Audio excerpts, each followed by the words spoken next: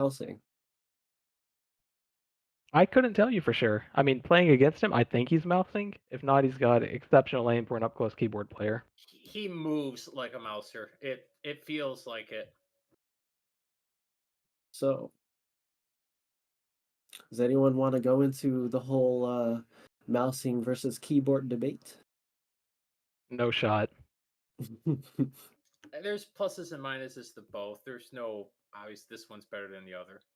Yes, I completely agree. As someone who does both, there's pros and cons, and the biggest one is you can't turn as fast on the mouse as a keyboard player, and that's Yeah, mainly it. yeah, you have the fixed ramp up limit. I think it's at 200, maybe 250. But Yeah, as a keyboard player, you can also feel that sometimes. Like if I'm getting up close to Hearth, I know that I can abuse his own dead zone because he can't keep up with the rotation. And you see that a lot with keyboard players. We're trying to walk through the person we're attacking, knowing they can't spin to keep up with it. yeah,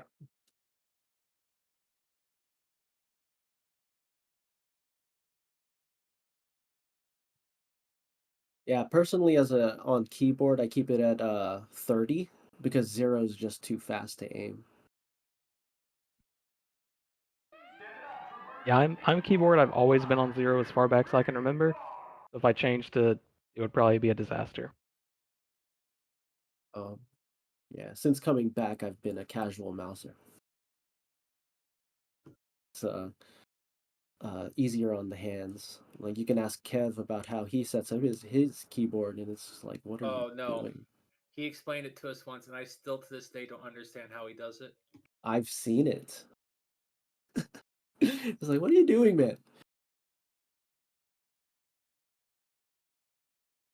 Do you think this single letter aliases gives a little bit of fear into the other team? No, I don't buy that. Never did. No.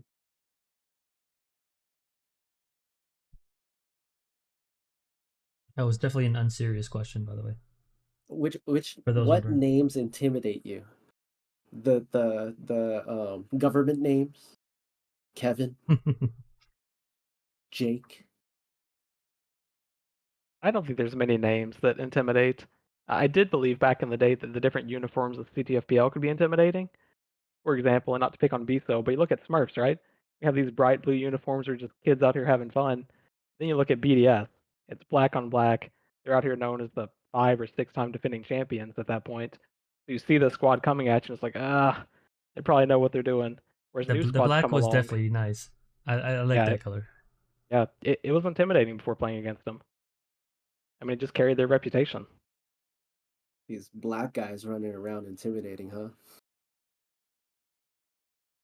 We'll try to edit that part out. Oh. So let's see here. Final pick on Metal's team, half cut. Is he here? I don't see him in the arena yet. Oh, okay. All right, let's see. High impact players, who do you think? We getting some unspecs. I think Bonds is one of the biggest impact players in this game. We talked about utility, and he was picked as, well, after ZMN, which is multi-classing, but Bonds was first kind of fixed class pick off the board. I think he could have a high impact against this offense. Especially in tonight's games, we haven't seen a medic successfully get behind a offense like we talked about and create TD, try to clear them, just stall them out, where Bonds plays that way all the time. I would expect to see that.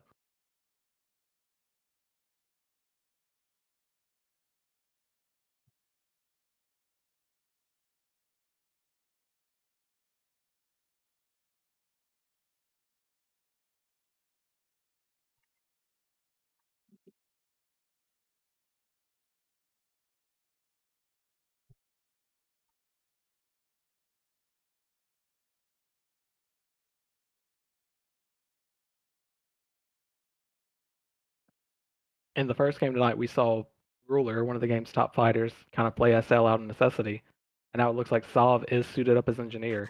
So we talked about the impact he can have on offense and everything. If they drop into this game 5 versus 5, he's not going to be on offense as their engineer. So again, it's the whole attendance thing in this draft league making differences from those draft night predictions.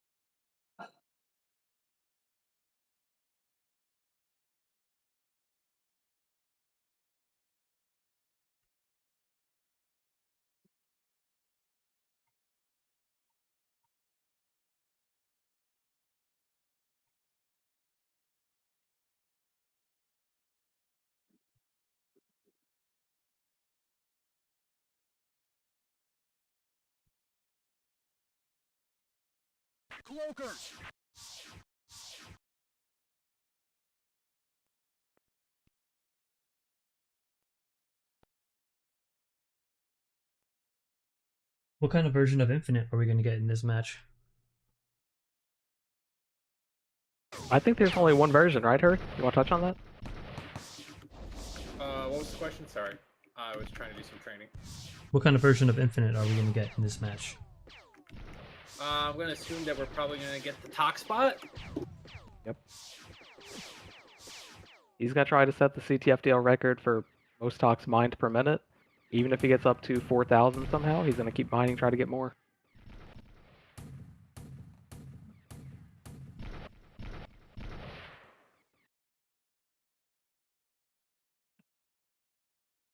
I think if you can put some pressure on offense and try to reprogram a turret or two, that'd be pretty epic for this one.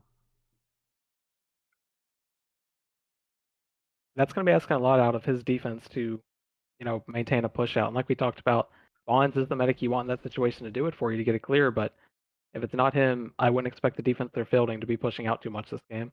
I think we're going to see more of a stabilized 5 versus 5, assuming that's what both teams start the game with. It's going to be tough, though, because Bonds is a really aggressive medic, and he's up against Jouet, who plays SL, but I'm not sure how he's going to do well against all that aggression headed his way. Yep.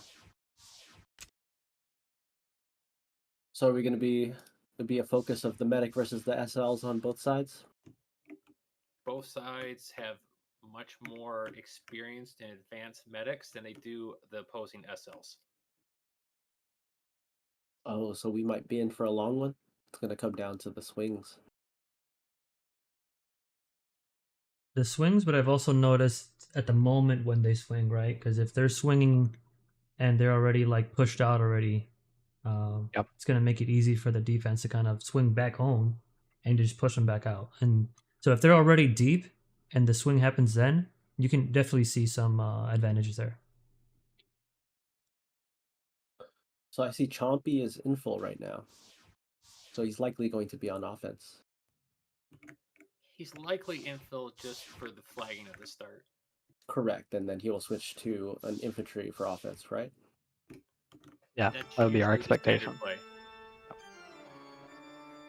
So then, let's see, our hero will be fighting against which DMs? I'm thinking Flo, as he typically plays DM. Yeah, it could be BT. low Epion Tactical Core. Or yeah, BT setup is infantry, not NG. But yeah, we talked about he drafted back-to-back utility. Now he's having BT play infantry, which probably is defense for him. And BT's a good fighter. I've played against him and with him a few times. He's very serviceable as a DM. Not a verb. Overp's just the best NG the game's ever seen, so you can take that back whenever you're ready. Oh, I meant for fighting. Bad. We all know Albert was the best engineer only because he had the lag. Never heard of Albert. Is that like a new player or talking about? I can't tell if you're joking or not. Well, let's well, for BT to not be playing engineer and we have Infinite a engineer. I think his banner correctly represents him. Yeah, that seems fair based on what most of us know.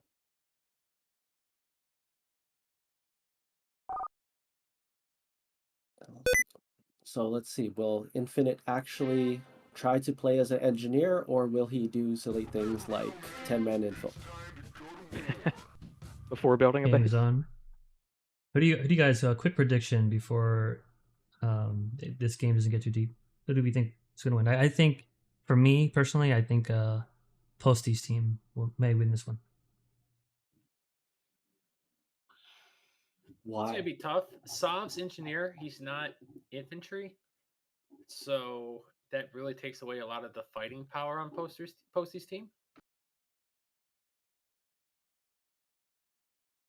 Yeah, I kind of like made to the prediction yesterday offline of this that if one of these games is going to sudden death, I think it would be this one. We're going to see some pretty strong defenses holding off a little bit less experienced offenses for a long time.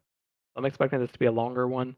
If I had to pick a winner, I'd probably pick Posty's team because they have, Solve's leadership running all different kinds of formats in this game. Yeah, that's something that sticks out to me is the strong defensive lineups on both sides, the weaker offenses. So I would definitely agree with your statement. What's ZMN doing on PTT?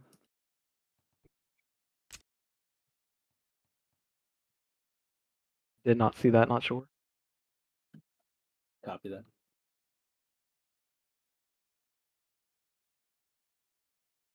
Okay, so it seems like the teams are establishing their bases.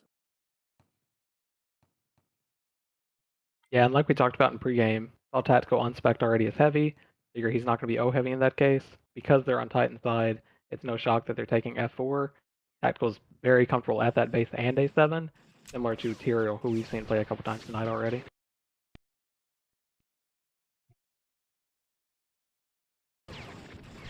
And then on the contrasting side of that, you see Posty's team taking A5, where they have stronger inf play. So if you're not going to play a heavy, it makes more sense to take a base where most of it's done in a passive way, and then you're fighting around these boxes with more tanky players.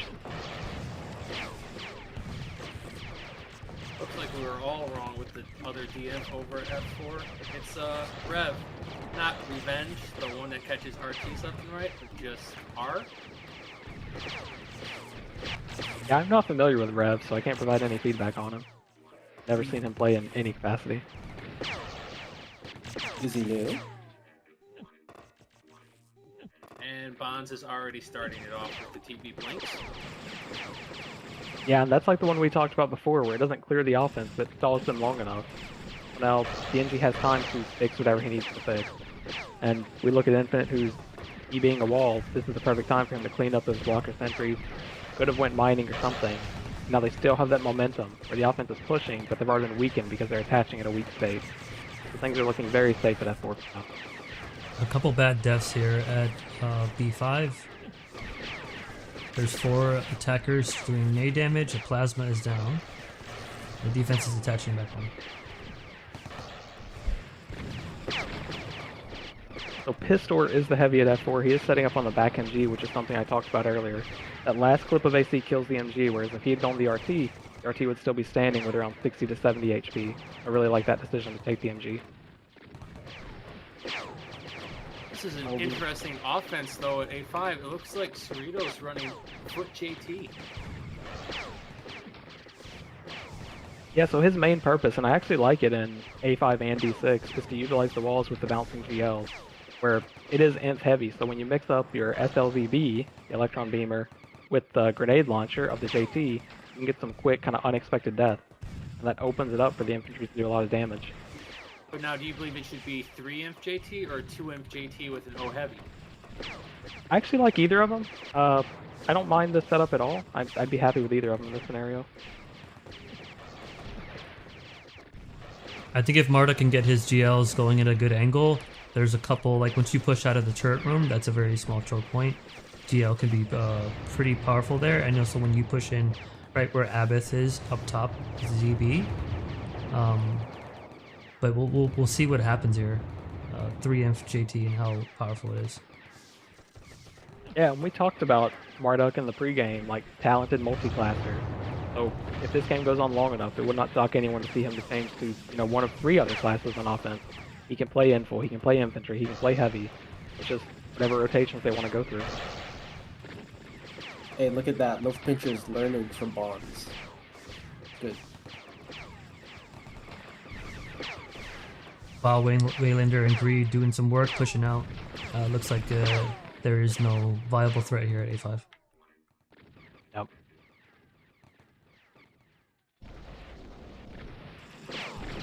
So of these offenses, which one looks like it's gonna do some like flag capping first? I think it's still a little too early to say. You know, when the game starts in this and things stabilize and you're not losing your base in the first 4 minutes, you're still trying to figure out like tendencies and armor types of the other team. So once you realize like, hey, this infantry's using P6, you can play differently against that and start to capitalize on that. Whether it's changing the lineup you're running or something to that effect. And at the same time as I'm talking, Bonds again for the flank. Looks like it could be a clear if he stays on top of the SL. And it is. And we get our swing. I was gonna say that I would go for their offense, Jouet, but Jouet died. But I do like that they have the heavy there, and I think they can do some damage if the Jouet can stay alive. It does make me sad though, because that team has 4 people in spec, so there should have been plenty of people getting spec in. It's not that hard to find where to put the TV with that kind of stuff. Yeah, I think that's one of those things where in this we're so less official draft league, maybe these guys aren't practicing, maybe they don't have dedicated spec info. But yeah, there's a couple things you want to pay attention to. We've talked about blinks to a long extent so far, whether it's storms or blinks, but yeah, you've got to have eyes on that in a competitive setting like this.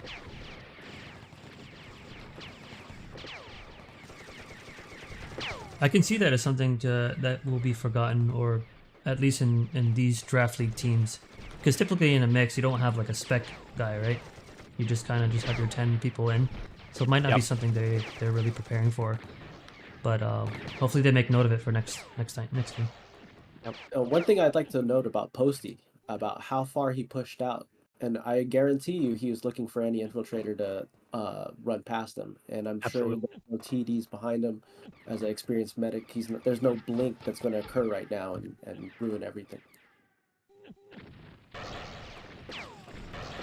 Yeah, and they talked about, we have the notification now that Axis added a few days ago, where if an info gets into the game, you get the soundbite, you get the arena message for it. So I'm guessing Posty's got good awareness check on that, or he's not going to push out aggressively once an info comes into the game, should one come in.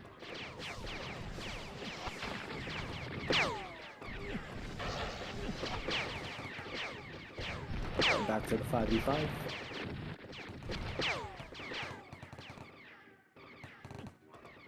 I think Abeth is playing somewhat passive, which is good for his team to keep them up, right? So it looks like Posty was trying to TV blink, but couldn't because he was too far away.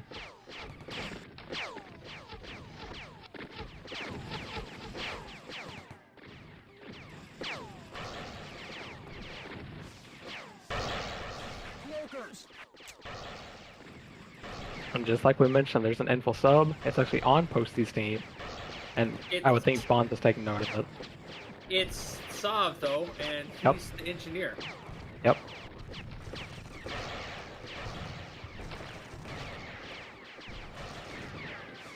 So sometimes you'll see this on 10-man, like in mixes, you'll see Infinite switch off NG and go into info if needed. We typically don't see it in this 5v5 environment, so not sure if they're prepping a sub or they have some other plan, but yeah, they're trying something different, it looks like. Do you think it's wise for an engineer to be swapped out during 10-man? I don't know. I kind of like the value of having an engineer on the hoverboard, because those vehicles emit all the chaos. If they get a couple reps go their way, they can be aborting. On the other side of defense, if you've already pushed out, for example, we've seen Decker's team do twice in A7 tonight on 10-man D. If you're pushed out at the bottom, you might as well get the NG out for another info. There's no turret threat at that point, and info has tremendous value on the 10-man. Very interesting seeing this on a 5v5 though. You have to have a lot of confidence in your team to do that. Yep. But it could be it's almost very sneaky, like, to be smart, because like you could actually go past your OMs and attack the SL, but that time Sov decided to rep out anyway, because I doubt anyone's wearing enhanced sensors. Yep. Especially on offense. Right. So we do see Cerrito, his class change into infantry like we talked about, so it's the JT now running a different style of offense. Does Sov have his talks in the DS? He does. I think. What's the timer on that? It's like a minute, maybe 15 He minutes or does. something. He has a lot of talks in the DS. So I think he's just if he has plenty of talks, he's just going to be an infiltrator to harass the SL. Which for anyone who plays SL knows how annoying it is to fight infiltrators. I will you say can- it could be pretty valuable swinging as well, right? If he swings to offense, you can be Absolutely. I think that's also a sign that back to you have your established defenses. Their defense is so strong that they're not taking turret damage. He doesn't need to mine more talks. So he can just play Infiltrator, a more impactful role at this time. Yep.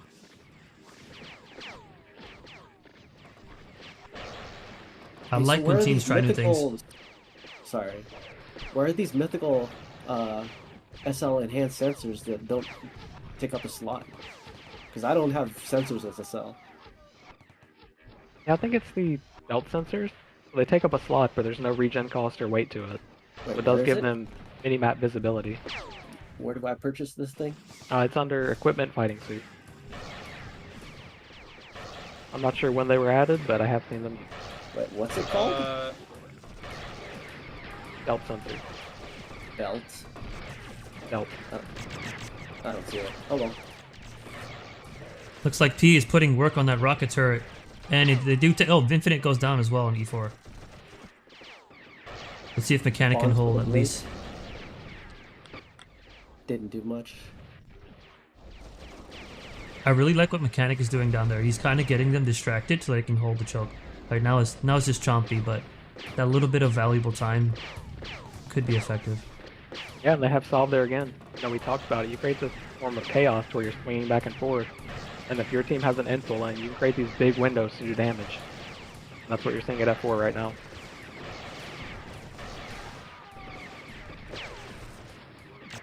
Very innovative. I don't think we would have seen this, but in the draft league, it's good to try new things. So, one thing I'd like to note for tactical, for any heavies out there, tactical dodges. I think that's a big thing that a lot of heavies nowadays don't do. They just sit there and spam AC and think their infantry's got it covered. And then when they die, it's like, well, my DMs suck. I think tactical is a good example of being able to dodge. He's very old school in the sense that he uses way more MML than he does AC. Here's Saw. Can they get Bonds has TD out? TD up on this. Yeah, Bond is just there, chilling. Good try, though.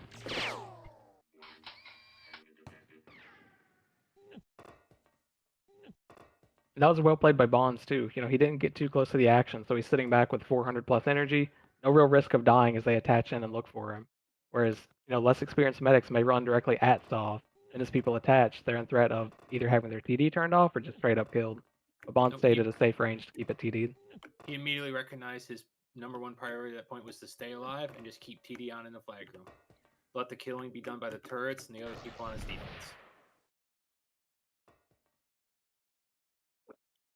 The way We this have is gonna... Go ahead. we have an opinion. Hot swapping classes is cancer. What do you guys think? I don't think it's that different than it used to be at this point, where it's done in the refs chat. I think it feels better as the players swap classes and not rely on someone else, where it's a parameter time that's much different ref to ref. You used to call a swap back in the day, and it's like, okay, it's going to take 8 seconds for one ref, whereas another ref, it's going to take 2 seconds. To take that variability out and just put it on the player, I think is a big improvement to the game. I agree. I like the improvement. You put less emphasis on complaining on the refs. Like, okay, you're too slow. But this takes all that work out. So you think if it's possible, you should do it? Yeah, absolutely. So on that topic, what about wall layman? Personally, don't have I a strong think, opinion on it. yeah, neither do I. And I feel like if it's possible, we should do it. I think because experienced medics know how to not stand by the wall. But you know, to each their own is their opinion. So, is in that case, is that you can do it, but you should not do it. I think it becomes controversial in CTF because you have flags involved, but in like a USL league or USL, it happens quite often, and I think it's something that players should just be aware of. If you're near a wall, you can die. That's my 2 cents on it. I feel the same thing applies in CTF. If you're near a wall, you can die. It's like disruptor, infiltrator, disruptor. If Exactly. you're near a wall, you can be disrupted. Looks like Sov is still info. This is thought he would change back, but it looks like his defense is just holding it down for him. Yeah, I mean, they've been applying pressure since he switched, and the way this originally broke open at F4, it wasn't Sov swinging initially, it was L. They were able to take another fighter to offense, leave Sov at home for a run or two, and then they built up this lead against the turrets. We talk about snowballing a lead on either side. That's what Sov's team or Posty's team has done in this case, and I wouldn't expect them to change off as long as it's working this effectively. Puts a lot more pressure on Infinite too. He's probably not able to mine as much, right? With this much pressure. It looks like they're swinging home a lot more too. So this could be a very long game. Looks like Metal's team made a sub. They pulled out Rev and put in Cortana. Yeah, and Cortana, that's another kind of newer player, hub info in most cases. We see him set up as info trying to attack A5 now.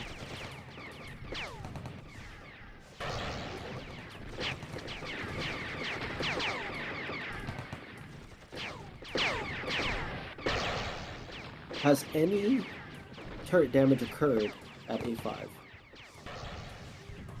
I don't believe so. Maybe the first push when they had the JT get a pick with GL, but beyond that, they've been pushed out or swinging for the majority of the game. And once you have this much pressure, it almost is like you start swinging people home. Because now you have Greed and Waylander, they were swinging on offense. So as long as they can sustain that pressure, there probably won't be much happening at A5. You think they should just 10-man it? I don't think they need to 10-man it yet. You know, they have lost one base essentially where they lost most of their turrets, but they were able to stabilize after that. I think you've got to give your team a little more of a chance than this early into the game to say, hey, this isn't sustainable, let's drop it. Yeah, and that's probably on the team captains to figure out. You know, it fell apart like I mentioned because they couldn't keep up with the macro play of the swing, where Bell switches over to F4 and then Infil is effectively defending A5. You've got to realize that on both sides and be like, hey, let's take advantage of A5 while we have it. They didn't. They burned a few runs, and then they got stuck in the trap of, we don't have an Infil to push out of F4, and now Sov's here. So explain to me, actually, or to the crowd, we're running heavies now. A lot more heavy focused game, no JTs. Can you see what's going on here? Yeah, I don't know if I could give a specific reason as to why. I can tell you, on a selfish level, I prefer it that way. And I played a lot of CTFPL behind JT offenses. I never liked them because it feels a little bit fluky to me, especially when they're, you know, eating tranks here and there. They're getting a lucky bounce with a spike where they just accelerate way faster than anyone can rotate to hit them. I like the power offenses. I think they're more stabilized at this point with the current community, or even for the new players, like those that are serving as mentors to the new folks. They're trying to teach them how to play power. It just feels like that's the way this game should be played. So I think a good thing to note is tactical versus pistol, or P. I will point out, Tactical's just been sniping Pister, and Pister's doing the thing that Tactical does. Has not been doing the thing that Tactical does, is dodge. Yeah, absolutely. And, I mean, that could be predicted looking at the lineups. We talked about Tactical, and he's playing on this giant Rezo, so he sees the incoming damage. Nothing's a surprise. He's got a reputation in skirmish. I can't speak to it because it's not my zone, but he just seems like a really smart player. He's aware of what's coming and knows how to get ready for it.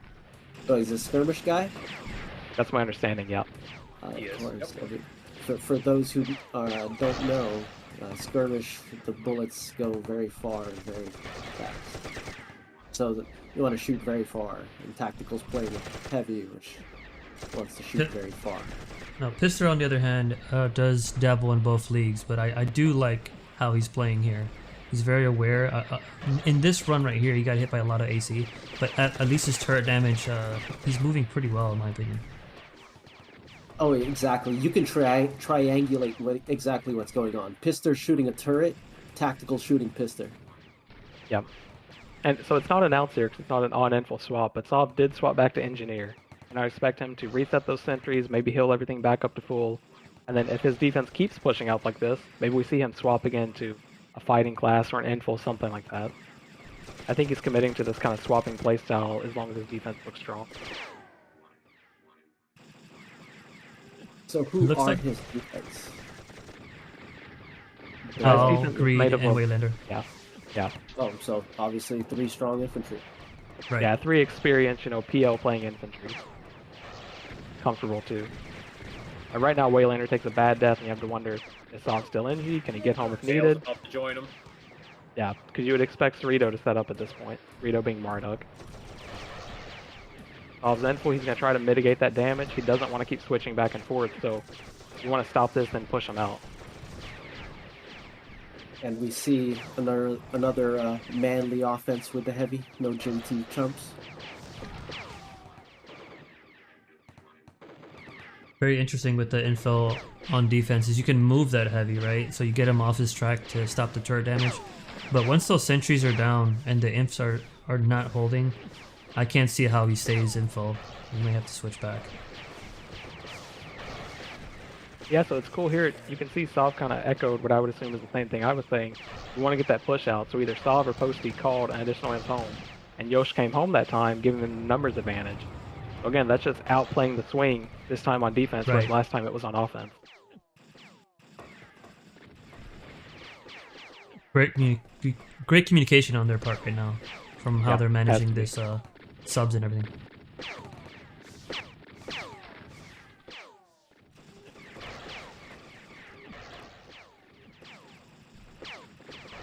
I can only imagine also the drain with EB and Call. If they can get their fighters to kill, their OMs are gonna be pretty drained and die pretty quickly. Yeah, it's brutal when you have an info on you as an infantry just EBing you.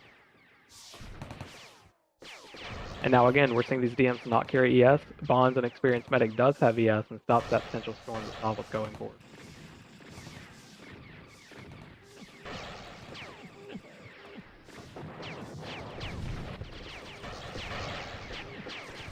Now Posty's team needs an answer at A5. They get it, Sov shows up, heavy drops instantly, so the Reds aren't in too much danger. He's really timing that really well. Yeah.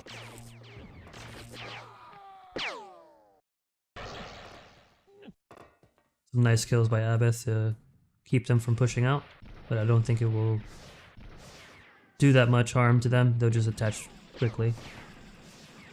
At least they're getting some more offense consistency.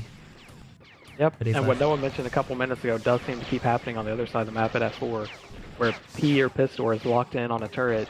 He doesn't feel or see tactical just seeing him down. He's eating 6 or 7 in a row and just falling over. Whereas, a more experienced heavy, they're moving a little bit. They can either feel that coming due to energy warning, or they can see it due to large resolution. Just move a little bit to get off that line, and you can keep attacking in between. Yeah, he's doing well with turret damage. It's just getting there and not getting streamed. If he can work on that, he'll be much better.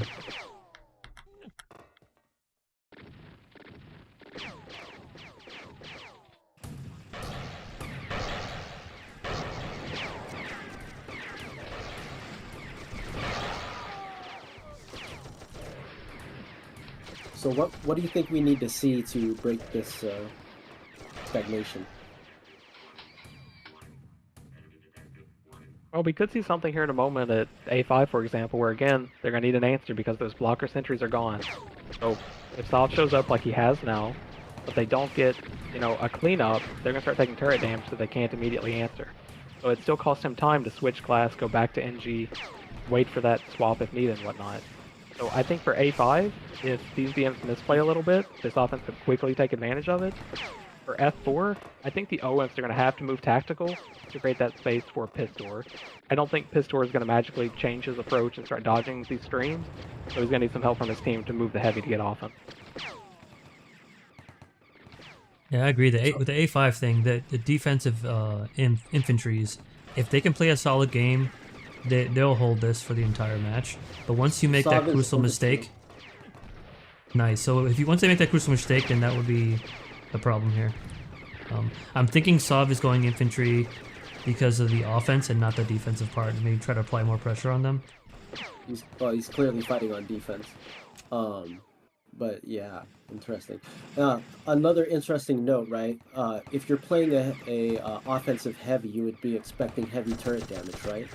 But that's clearly not the case right now. So little turret damage, Sov is not even playing engineer. Yeah, I think it's a credit to the swing playstyle though from Posty's team. Like I said, they're winning swings on both sides of this, where they're getting to offense faster when they should, and they're getting home right before things are getting critical. I don't think it's so much the lineups, it's just their coordination's been really good.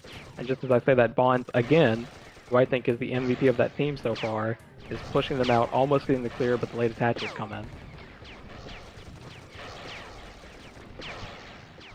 And Jouet dies pretty much instantaneously. No clear, though. He did his job, though. He stayed alive just long enough.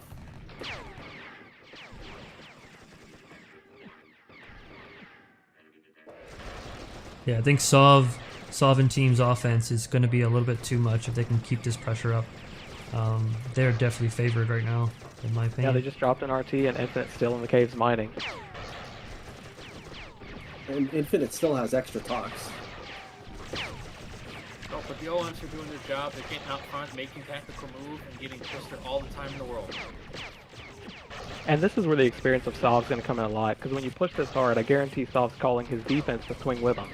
So he anticipates the swing of Bonds' team ahead of time, and they're ready. You can see the numbers trickling in at F4, where it's not 5 versus 8, it's 8 versus 8. So they're ready to take. I love where they're at.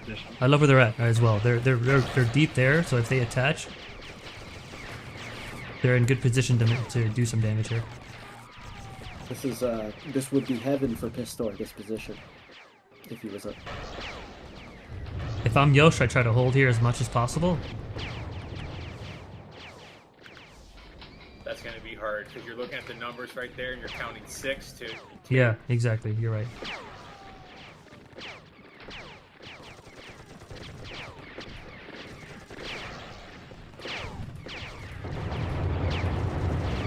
We're at the 28-minute mark right now. If things keep going like this, unless something really drastically changes with a lineup or some kind of huge swing, there have been swings already. I can see this going sudden death.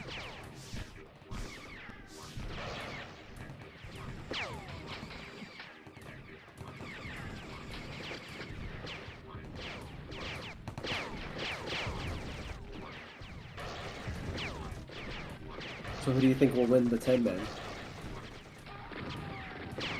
It's hard to make that prediction because it's all about base position. You know, where does the 10-man start?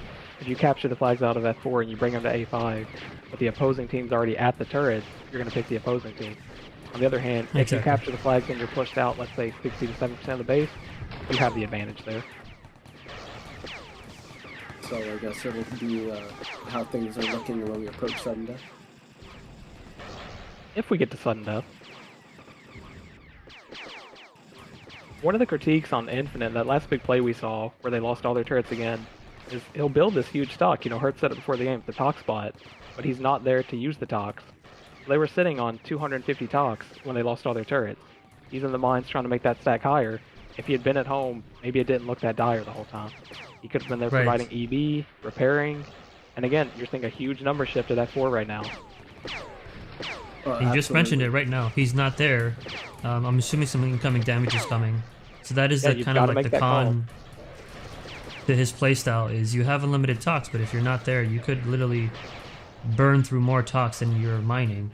Because all these turrets are just like getting hammered right now. Infinite is notably not a good fighter. So I feel like he may be more. He can contribute more to his team through his turrets than fighting himself.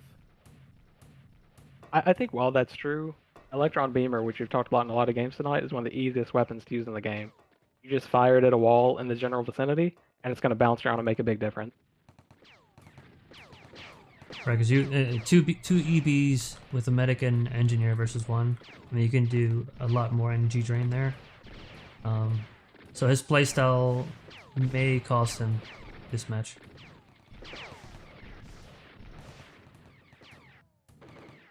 Does Infinite even have EB? He usually has EB and Gravitron, one of the more unique setups, but he's just not home often using it. What do you feel is the meta engineer setup? I think it's EB, Flamethrower, maybe one BR, something like that. And then all the kits and hoverboard. That's BR being heavy. battle rifle in this case. Right, that's heavy. Ensign plus BR is heavy. Yeah, and EB is a given, obviously. Yeah, we've got Decker who plays engineer, whereas I don't think it's typically EB, Ensign, and the grenade, so that makes sense. Yeah, Ensign for BR. Hey, Hearth, how do you have BR as an ensign or as an engineer? How do you feel Bonds is playing a match so far, Hearth? To me, I feel like he's really holding it down with tactical there, being anchors on defense, making smart decisions. The only criticism I ever have of Bonds is, and it's just more of a playstyle thing than anything, he's more of a Trank first, EB second kind of guy, whereas I'm more of an EB first, Trank second guy. But versus Duet, who's pretty much, he's not really up to par, versus Bonds' medic, either playstyle is going to work.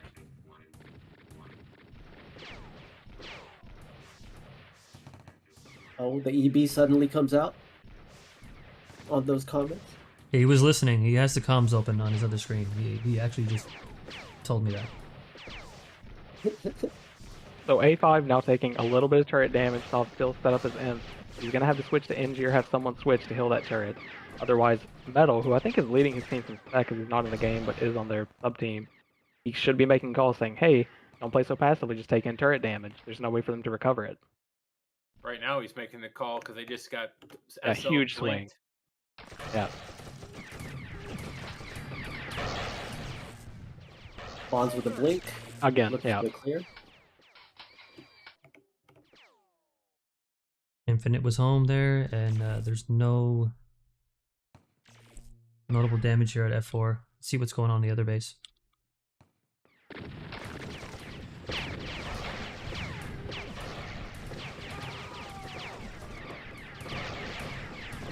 Yeah, Solve back on engineer. He's going to heal that up, set his blockers, and make his next decision. But we just think about the impact both these engines have had this game. So it is abnormal for someone to be switching off Engie all the time into a fighting class. But still, we're talking about Infinite, who's, sure, he's mining the most talks of everyone. But he's not home contributing to the defense. Where Solve is home contributing, Solve's going to enemy contributing. It's a very different playstyle.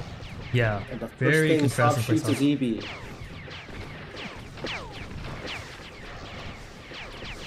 Strongest gun in the game, EB. Just saw Ghost Bomber join the game. I'm not sure who he got subbed in for, but he joins the game on Bond's team.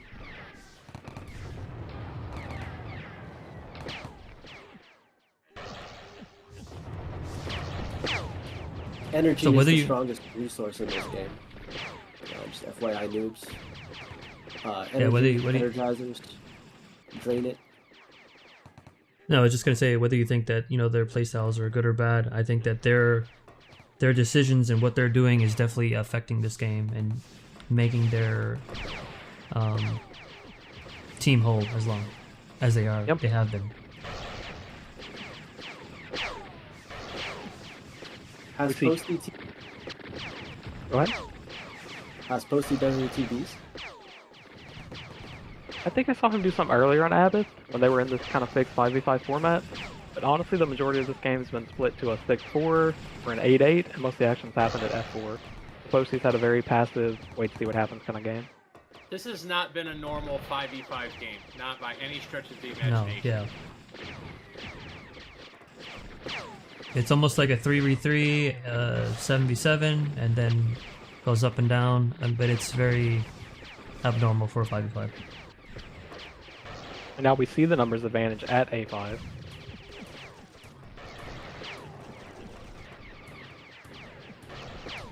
And Sov with the impeccable timing, he's engineer right now, just when he needed to be.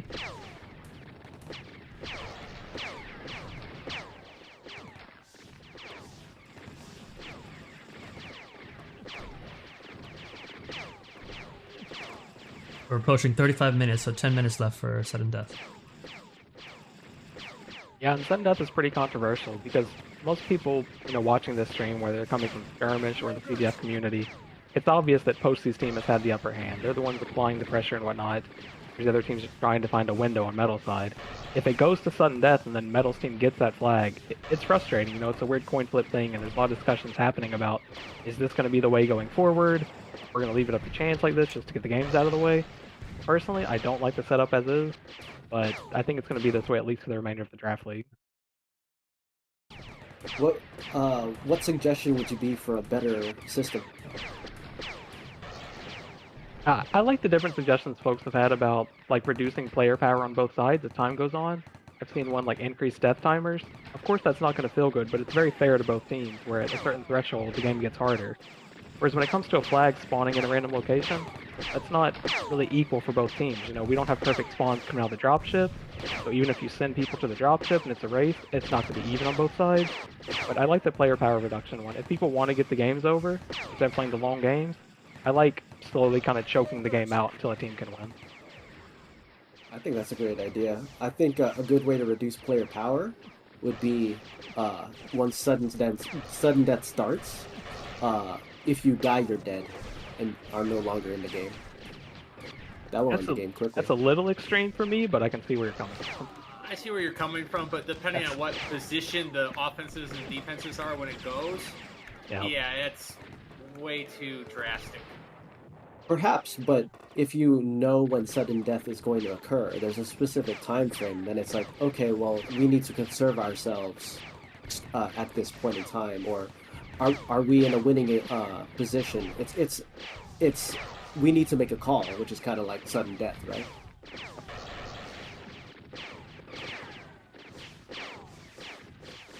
Speaking on that, I think teams will start to notice that. Either will do the aggressive thing, or they'll play passive and try to gear up for.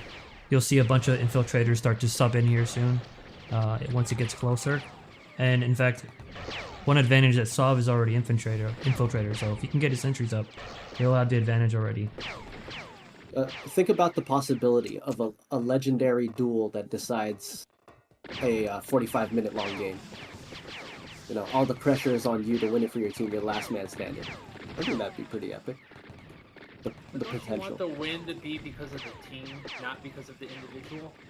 Well, your teams are even for 45 minutes.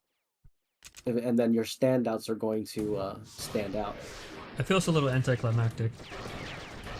Or maybe either too extreme. But yeah, I think some kind of balance is needed for whatever decision's made. Isn't that contradictory? Sorry. Anticlimactic, but not climactic? Well, it's kind of reducing the effect of the first 45 minutes of the game. If you make it this sudden death thing where either you stay dead or it becomes this dueling ceremony, essentially where you're trying not to die because you're perm dead, you're taking away the lead that you built on minerals and whatnot. Whereas if it's something more neutral to the game but makes an impact and more punishing to take deaths, like an increased death timer, that's a much different evaluation than, oh, you called a rep RT, you're out of the game. I see. Well, I think I probably have the bias as a dueler myself. As I would like to win this whole game because of me, and you know how it goes. Wouldn't that be epic? Exactly. That would be climactic. We're approaching 39 minutes now. Let's see what kind of things teams do here. I wonder if Sov's team makes a move. I said no, it's not Sov's team, but somebody's gonna eventually do something. Yep, and we saw that in 7th Flag versus Fangs Out on the first night of the draft league, where both teams kind of felt it around 41 minutes that it was going to reach the sudden death.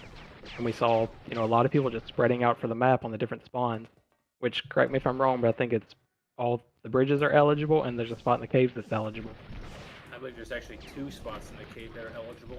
Yep. But you're right. You will start seeing very likely class changes in the next few minutes as people prep for it. Oh, like Sov for the past 45 minutes? And you could see things like instead of attacking 5 versus 5, it drops into this 2 versus 2, or 2 people attacking 3 people, spreading the map to hunt the flag around 42 to 44 minutes. That's what we saw in the first game of the league. And there is a cool method where the opposing team can punish that. Instead of hunting with them, you just say, hey, I just saw them make the subs. They have 2 to 3 people roaming the map. Let's take this 90-second window and go take their base. And I'd love to see a team try to do that.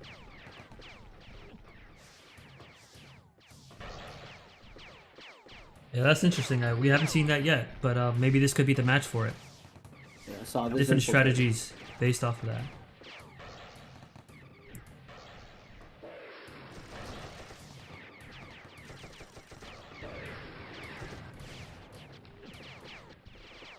Ah, so Pister dodged the AC, but he didn't dodge the infantry.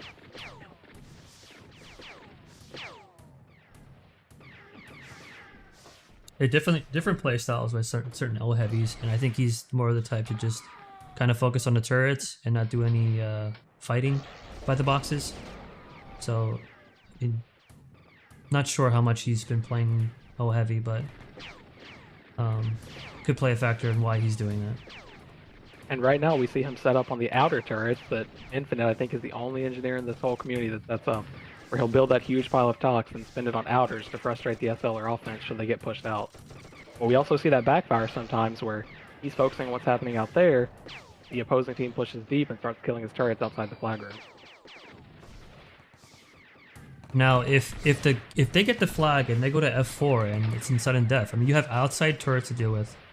I would assume Pistor needs to get these down ASAP because sudden death is coming wrong. Yeah. And I'm sure someone's made that call to him. Again, I think Metal's coaching from Spec, he probably made that call of, we already have a heavy in, let's get those cleaned up before we get to 44 or 45 minutes. Real tactical 30k before it's over. No, I don't think there's going to be enough time. Not enough bodies running to the AC. We're looking at a we're only- 72-4 record from tactical right now. KD ratio or kill death stats.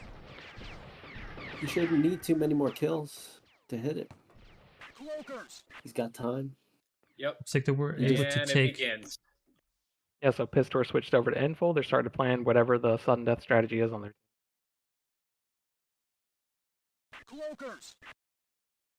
all those rets were cleared at E3, but if you're looking at Infinite by chance, they're building them again. So he's using a limited resource to build a luxury item, and we have seen that backfire before. Yeah, I would think if Bonds and company get the flag, I think that they're favored to hold. So we'll This see is what happens interesting. here. So, Metal's team has infiltrators in spec. He's having the subs done right now, as opposed to actually announcing the arena message. So he'll have infos in, but there will be no messages, or at least currently, because they've been posted minutes ago. Sneaky. Do they need to add that as a rule to, like with cloakers, also state switches? Possibly, but you could also have your argue that your captain should be aware of whoever's doing spec info and say, okay, this player's even subbed in. What class are they? So I mean, yeah, you could say they should add it, or there could be opposition to not add it. But I could see your point. I mean, if they're coming down from spec, like you said, Hurt, it's no different than it was in CTSPL. It's done in some form of a captain's ref chat, and then both teams can see it. They can make that check just like we did, straight to the player chart, and warn our team, like, hey, this class is coming in. Well, Yeah, I'm not but- mentioning it as it like it was sneaky. I just find it interesting that he's going to use other players to play infiltrator as opposed to the ones he already has in the game. All right. Well, would Yes. a new player find that fair? Hopefully, they have the communication and the leadership to just be able to say, "Hey, look, I'm putting in an infiltrator. They're putting in an infiltrator. Be aware." Especially at this time of the game. You should Yeah, have yeah, PS we're all old here. We just deal with it. We're used to these things. But Sudden death. you know, Chompy's got it. Top Chompy's got it. Chompy's got Top it. bridge. No It TD was on him, he's beat. out. And that's what I mean, you get to this weird coin flip scenario where it's like, okay, did they really earn that, or how does this work? And Is from Chompy there, the the other team's MVP? scrambling to get there. And Chompy as the we up were- and coming MVP. As we were discussing new meta earlier player? about 10-mans, right? You notice how they're just at the choke, and Duet's there. This is a bad position for the 10-man offense to be in at the last well, not the last choke, the beginning choke. So they have to work just as harder. Yeah, there's no progress on the base, and a lot of 10-man is about organizing reps from the infiltrators. So they can create this bubble to push you back, and because you're already up front of the base, the infils can safely take a death, exhaust all their reps like we saw them do a second ago, and they're going to be back for the next push. Whereas in a normal scenario, they may only get that first one before the flag goes threat. So you have these 12-second windows as the infils die where you need to make progress on the base. And if you don't, or the base is too much of a walk like we're seeing here, you're pretty much stonewalled, and now you're panicking. Yep. And great reps, timing of reps by the defense so far, and probably accounts to what infills they have in. But they timed it so that one is then over, and then the next one dies, and the next one comes up. So right now, Solve is repping, and then it's Duet. So and they'll just keep doing that.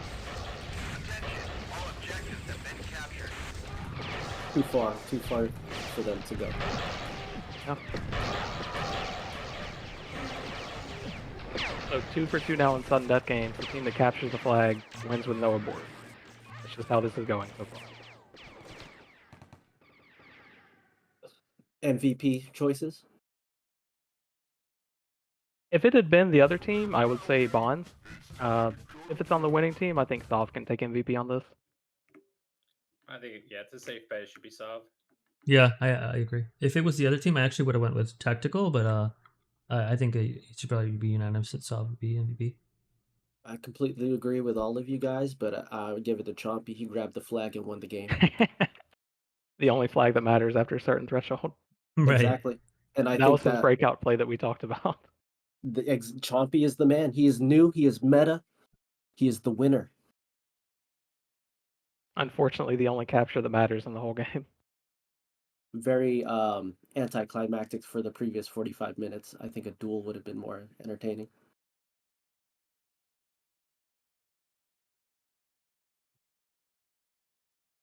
But great job to all the players. Sov obviously the standout.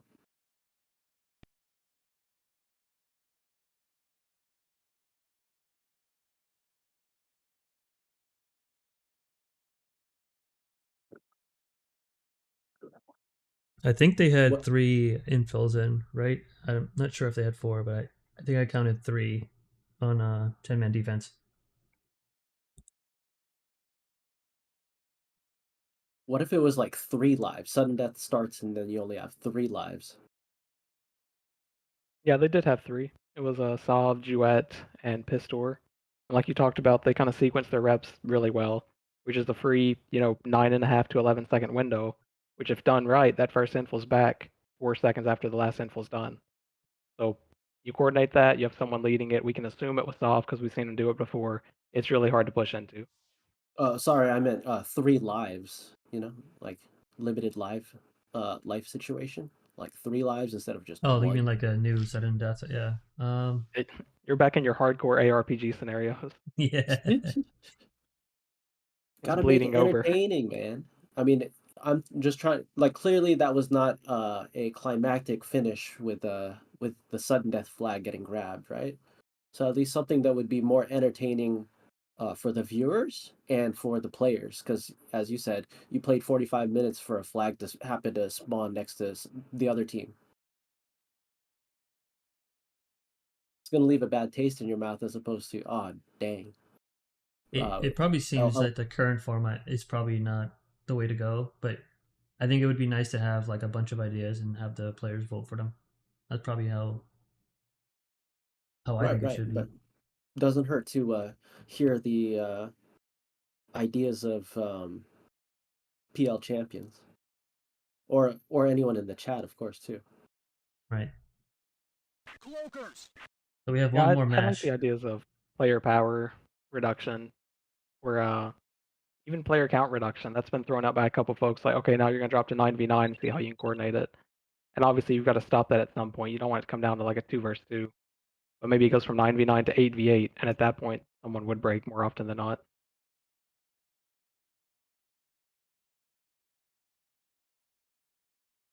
It's gonna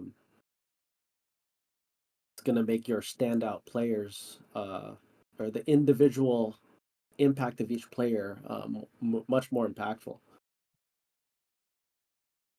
Like not to hate on anyone here, you know, but if a pistol gets spec'd and a tactical gets spec'd, those are different impact right there. Yeah, I mean, they could do something where the captains vote on it, as the game progresses. It takes 10 seconds to say, okay, you get to force someone from the other team to be spec. Who do you choose? And if it's that open, maybe both teams say, I want the NG out, I want the medic out, I want the SL out. Just whatever you think creates enough chaos on the other team, similar to the chaos Solve was creating by switching back and forth all game. I think could be a strategy that's technically fair to both teams. It gives them the Mm. equal opportunity at least. There's going to be meta choices though. It's just going to be like, okay, right off the bat, you lose your medic. That's number one. He's the most impactful player in uh class, right? Well, that being said, there's nothing to say someone else can't change to medic at that point. All right, Because so they're it going to can't have be the purely opportunity to positionally drop their. focused. Are they going to have the opportunity to drop their TSO and hand it off to the next guy that's already ready to play medic? Yeah, I think they could figure something out for that scenario. Like, hey, you get a 20 to 30-second warning. You're being removed from the game. Not allowed back in. Enjoy spec.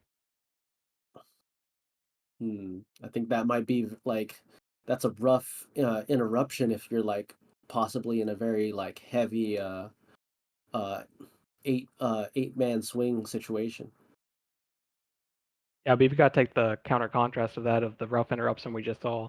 Imagine both these teams didn't spread the map and one team was attacking, and then suddenly sudden death triggers. I mean, that's just terrible gameplay that everyone would agree on. You had all this action at a base, and suddenly it's like, oh, someone got to the flag, and the game's over. Oh, absolutely, absolutely. Appreciate your opinion, Hearth. How about you? Yeah, opinions. On the whole sudden death, Yeah. I don't really have a strong opinion on this is the right solution. I'm probably can tell you what's the wrong solution more than I can tell you what the right solution is. That's all right. I mean, it's we don't know the right solution. We're all just trying to point ourselves in the right direction.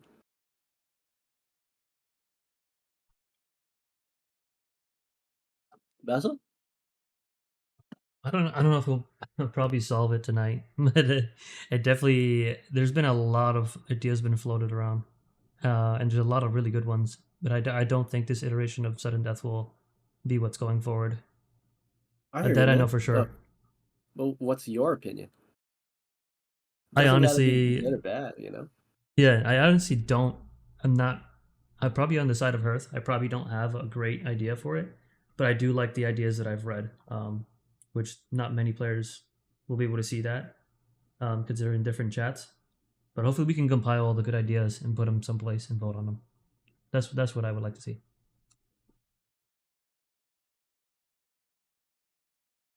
Just let them die off naturally instead of getting forced off by the enemy captain.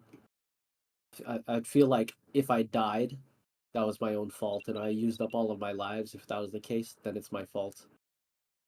If I'm playing infiltrator and I use up all my lives quickly with reps, I'm going to have a strong initial burst, but over time, I've hurt my team by using up my lives. These are strategies I think that could be possible, as opposed to I've been specced. I feel like things are out of my control, and this is just I've been chosen because maybe I was a high impact player as opposed to someone else. That's my opinion. But if anyone got ideas, it'd be great.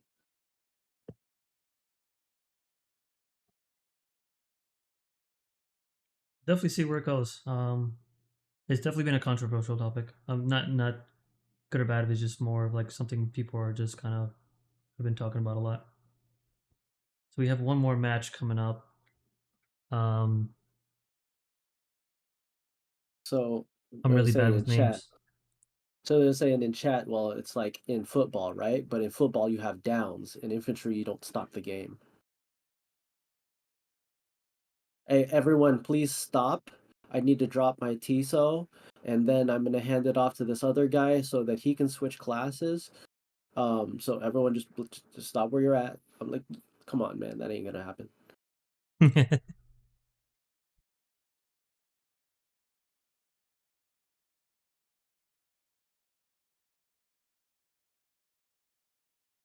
How long we got to hold out for until the next game? Theoretically, Um, 2 minutes. Yeah, I thought the arena should have been made by now, but yeah, we have 2 minutes. We'll see what's going on. I'm gonna take a small break while they figure that out.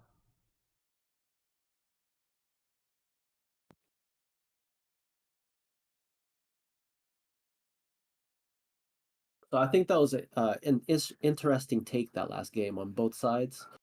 It's two aspects, two different ways to approach having a stronger defense than offense. Like we already acknowledged, the defenses were established, longtime players, and the offense were your leftovers, if you will. And it's the same analogy of you get your BDSD and then throw whoever left on O. Um, so Infinite chose to make outers and do other like stuff that Infinite does. And Sov just said, "Hey, I don't need to play engineer. I'll play a stronger fighting class." I think it's an interesting approach to when you have the superior defense and your engineered can take some time to rest. It looks like the last match arena has just been made. And I think we can make that comparison. I think it was a mix uh, last night. Plaps had to remake his turrets like I don't even know how many times he had to remake his entire turrets.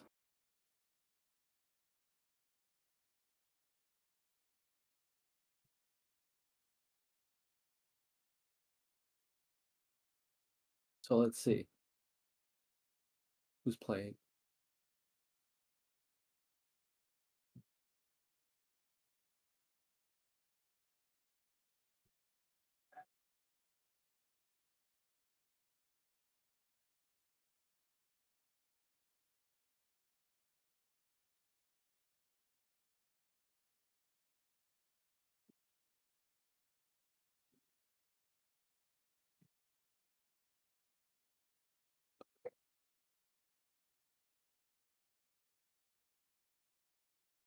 We have the loser with the longest game, which is Fangs Out from Friday. Is that correct? And the winner of the fastest game.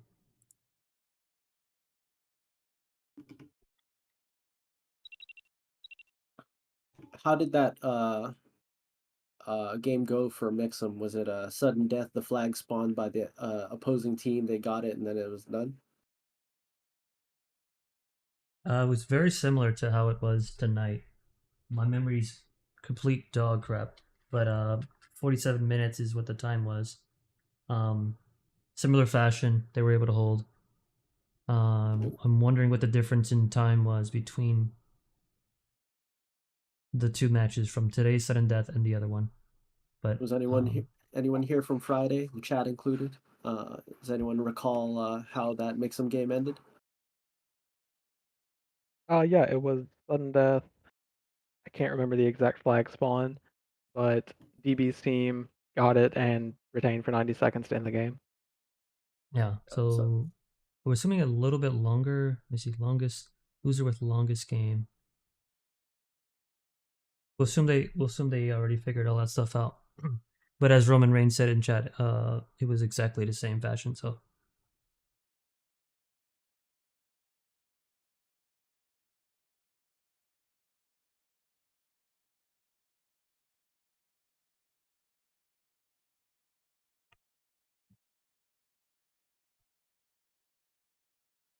this match would end um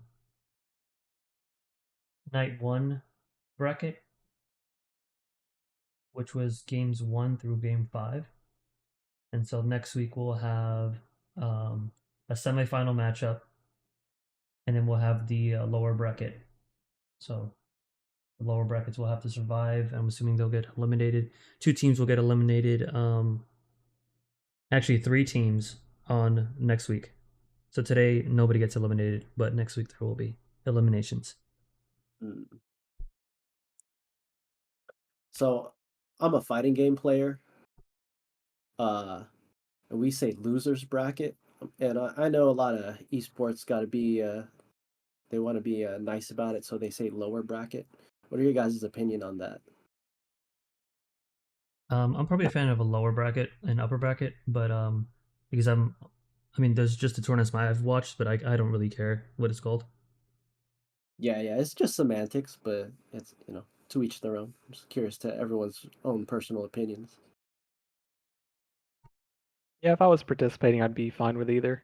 I've seen it as the upper bracket, the lower bracket. You have your finals versus the grand finals, where a team can climb back out to make it to the grand finals, depending on the esports structure of the tournament. But I think for most intents and purposes, this is just a double elimination bracket, giving a team a chance to fight back and still make it to the finals.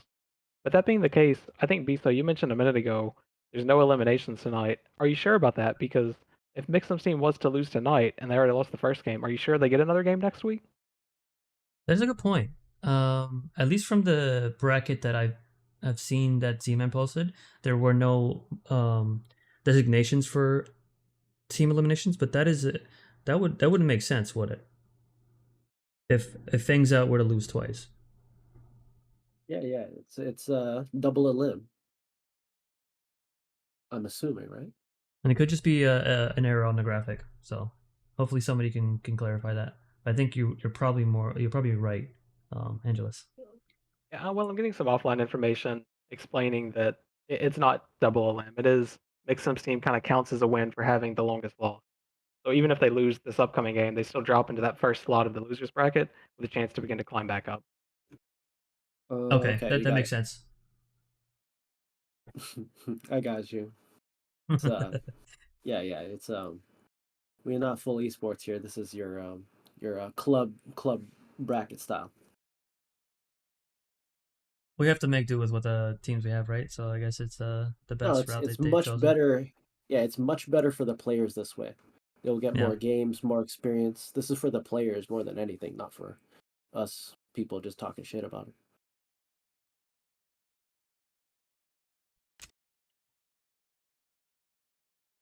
We have players beginning to go into spec into their prospective teams rather.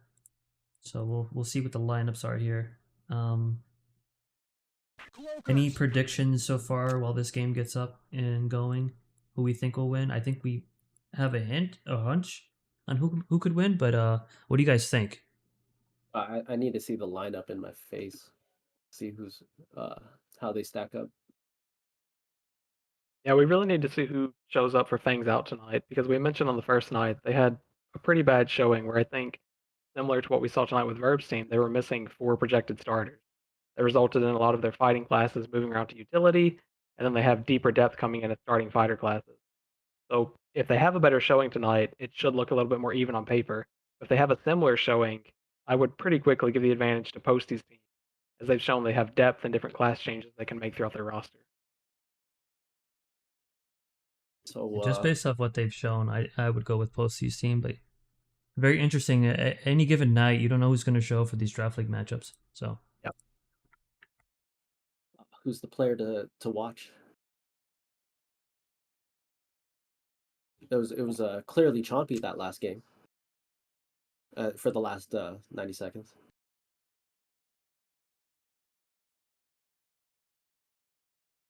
Who do you got for this one? We'll have to see who they get in the game. They did have the yeah, captain's agreement that they're going to try to get people playtime throughout the tournament. So we'll see. Are we going to see some different people playing on Posty's team consideration?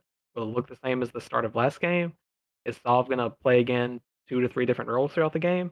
So until we see what they're starting with, it's hard to say. Let's pay attention to this one off the bat.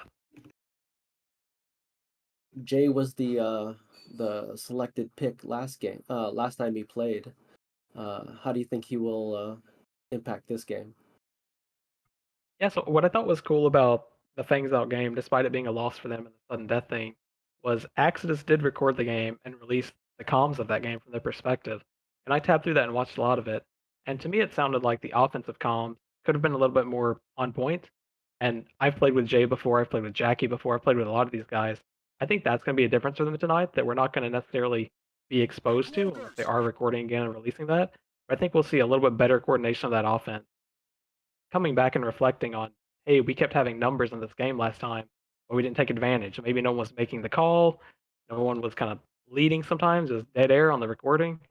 I think that's going to be an adjustment we'll see on Mixon's offense, and it could help him a lot tonight. So offensive chemistry is going to be a big part tonight. Yeah, chemistry and leadership. I mean, again, these aren't like seasoned squads that have meshed yet. We talk about mesh because a lot of us played in CTFPL with essentially the same people for, anywhere between 2 and 8 years. It depends on who you're talking to. Whereas with these draft leagues, you don't really have that feeling of, hey, what's Hurts going to do when I push on this guy? So the communication in the moment is so much more important than it is when you have guys that are comfortable already playing with each other. Yeah, I'm seeing a lot of unfamiliar names. Any standouts to you guys for newer players? Now, I've only come to know Planner recently, and I believe that's Mixum's brother. So if he played back in the day, as we say, I didn't know his alias or really know him. I've seen him play a couple of utility classes. Right now, he's in it Infantry, which is a little bit surprising to me. But I will say already, just looking at their lineup, they have differences in who showed up for this one. The last time they were missing Dilatory, Dilatory. Raygon, Andro. I think they were missing all three of them, and that was three of the first 6 picks. So they do have a much better depth showing tonight, as the top half of their draft appears to be available for this one. So Dilatory is probably playing either Ka Div or Med. He's Med. Yeah, we would expect Dilatory to play Med.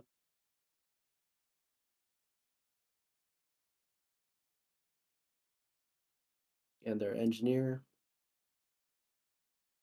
Probably mix them. Mixon.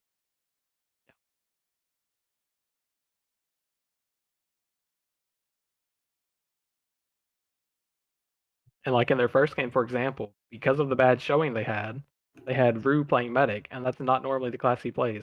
This time you see they have Rue playing as an SL, so he knows how to play the class, he knows the function of the class.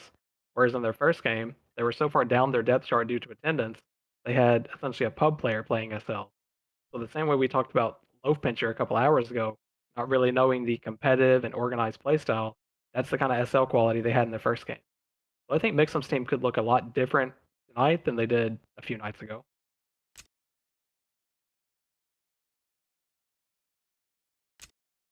I don't remember seeing Meep on Friday night. Does anybody know if he was there?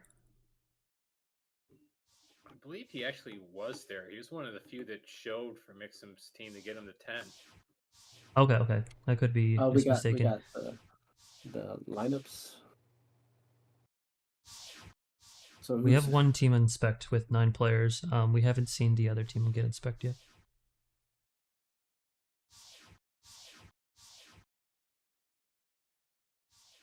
Who do we got? Who are the medic, engineer, and SL for Posty's team? Is it going to be the same ones? I'm looking on the profile chart to see. Medic is Posty, at least for the time being.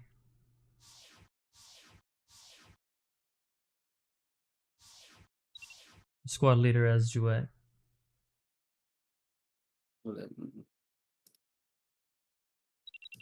Yeah, they had Raygun in a second ago on Fangs Out. I'm not sure what's going on, but he's currently out.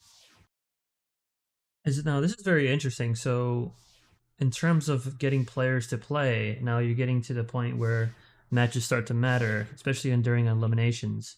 Is now the time to play those players? since you can't get eliminated tonight. And what I don't recall the rules, but how's that going to work out once we get to the higher elimination games here in the Yeah, tournament? I think they referred to it as a gentleman's agreement. So it's not like an explicit rule that you owe this percentage of playtime to anyone. But because it's supposed to be a for fun league and kind of introing a lot of people to the organized playing, they're saying that, yeah, we're going to make sure everyone gets a chance to play. And I think it's a good call out. Tonight is the lower stakes because it's not tournament ending for anyone. So it would make sense to see some of that depth get into the game now. Whereas next week, you get closer, further down the bracket, elimination time, you're trying to get to that playoffs where it matters. And yeah, I think it makes sense we'd see that depth tonight. Get some players some play time, and that is what the purpose of the draft league is for. Get these new players in the teams that typically either don't have the name recognition or might not get enough play time. In a players league, maybe they're just a bench player or role player of some sort that gets subbed in. I think it would make a lot of sense to play these players tonight. If I was trying to win this thing and try to get more serious as the tournament goes on. And that's if that's your mindset, right? There could be different mindsets, but you may not agree with what I just said, So one of the other captains, Decker, on the Care Bear team, he's even talking in chat about it. Like, yeah, that's the exact mindset they had. They secured their first win, so it's lower stakes going into that second game, and they did make some roster swaps. I think we called it at the beginning. They had 3 or 4 different people in. So the gentleman's agreement does seem to be pretty much in place so far. We haven't seen any, pure disregarding of it. I think no one's taking this too seriously. They want people to play. Exactly, and that's what the goal is. So, and I was actually curious as to why Decker wasn't playing. So now that it makes even more sense that he just confirmed that.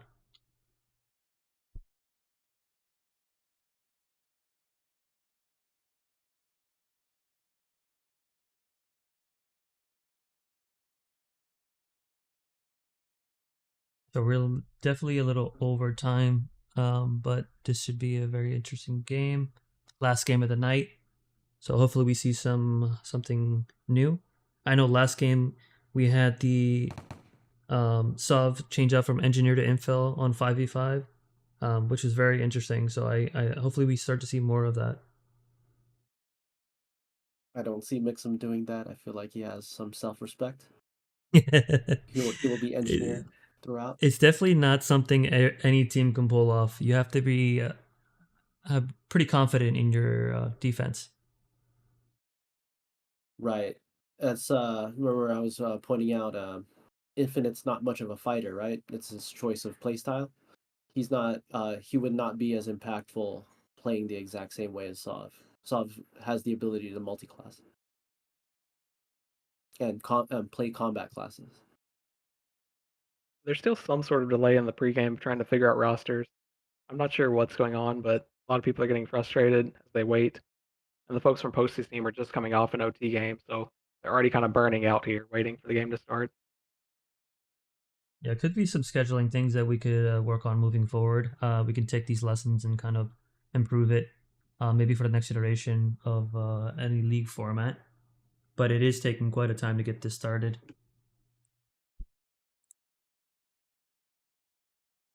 So there's this app website that you could use. They can just sign everyone up for. It's when to meet. Everyone can just fill in their times, and then it will show a overall highlight kind of heat map of when people are most available. That would have been really useful back when I was captaining on squad. I definitely hated the fact that I would have to reach out to everybody. I mean, we're talking a long time ago too, so things have gotten better with technology. But that seems pretty helpful.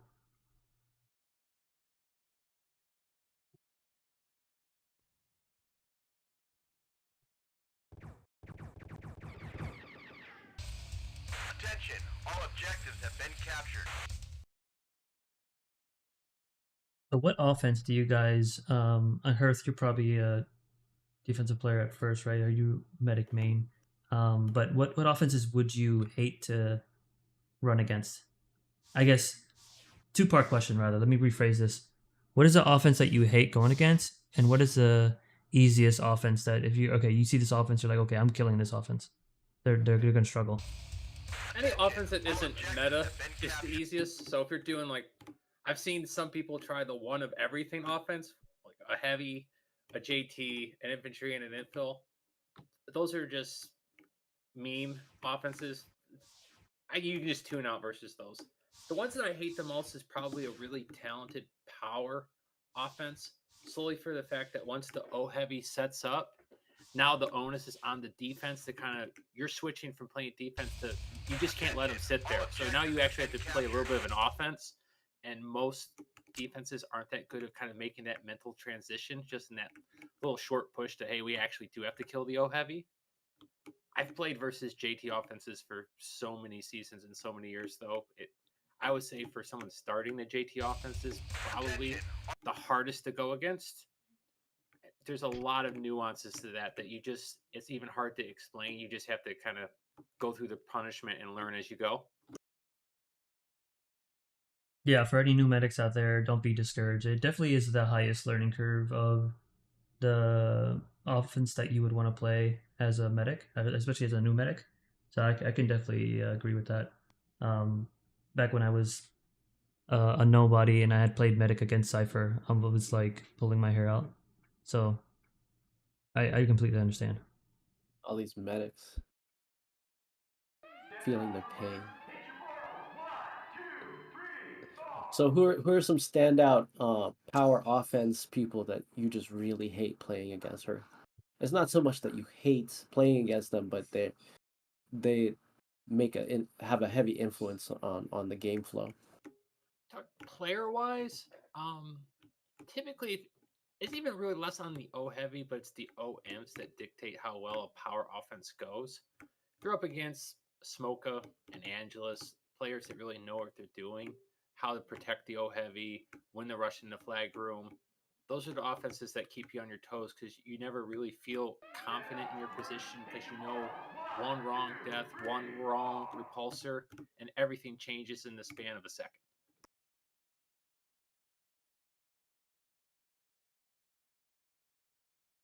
How about some DMs that you just love working with that just you feel that you have a better fighting chance against Angelus and Smoker running down your hallway? I like Wolven as a DM. I like Sav, Iron.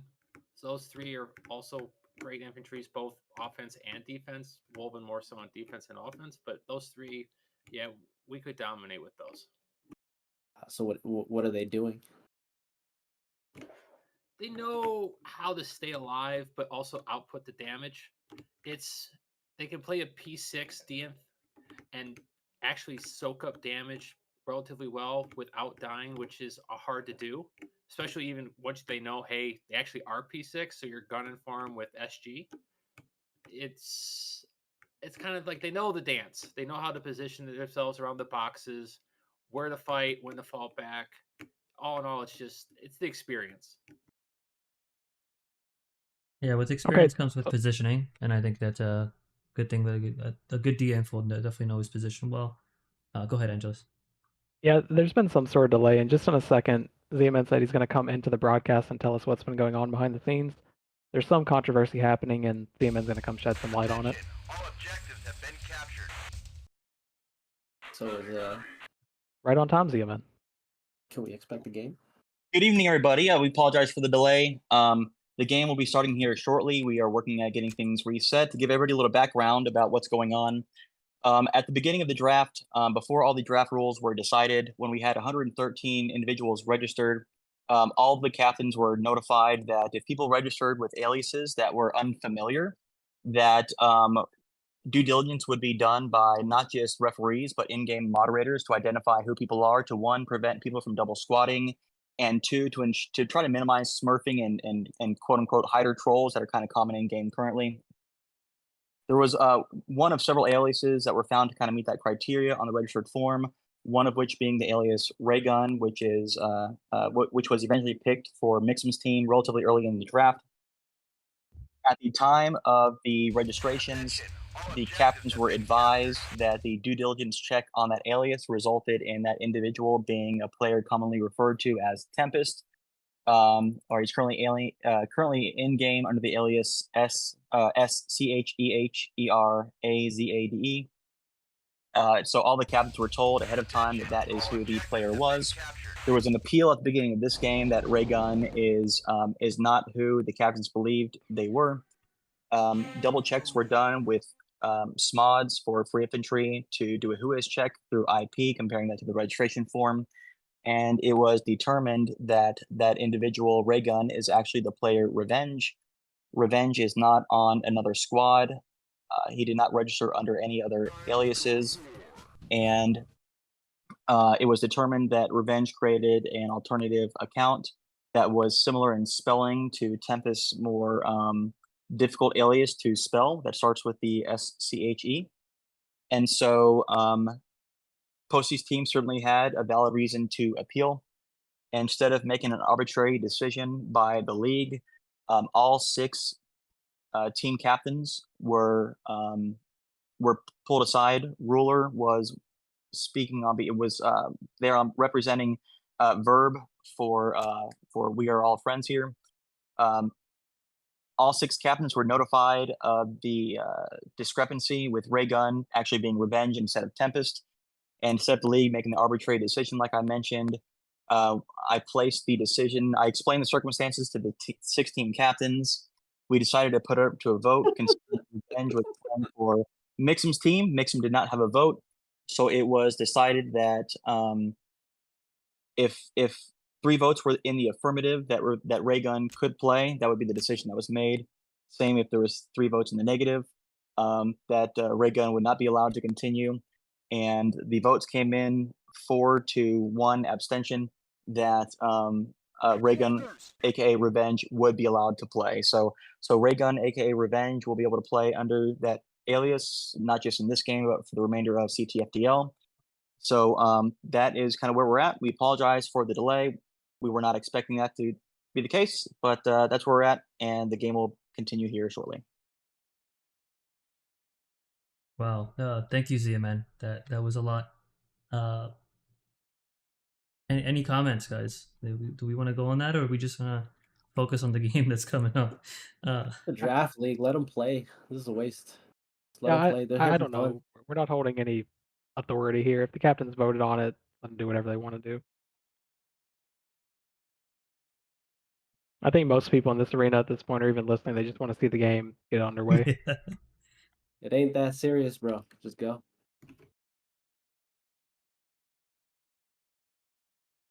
We can clown on Revenge later. Or now. Shoot.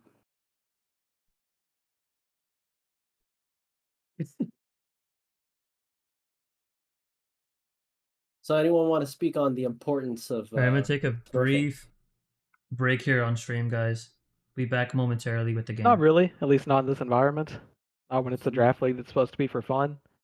There was a lot of smurfing done in CTFPL when we were all kids, where I probably played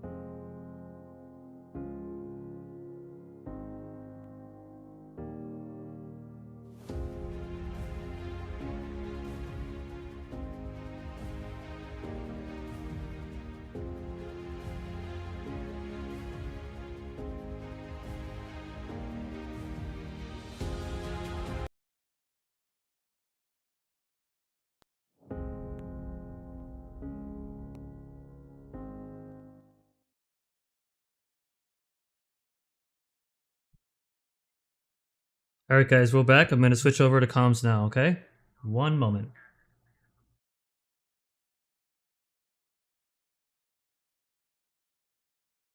Who's Mixum's SL? Before when they had people inspect, I think it was Rue. It Now was. I'm not seeing that.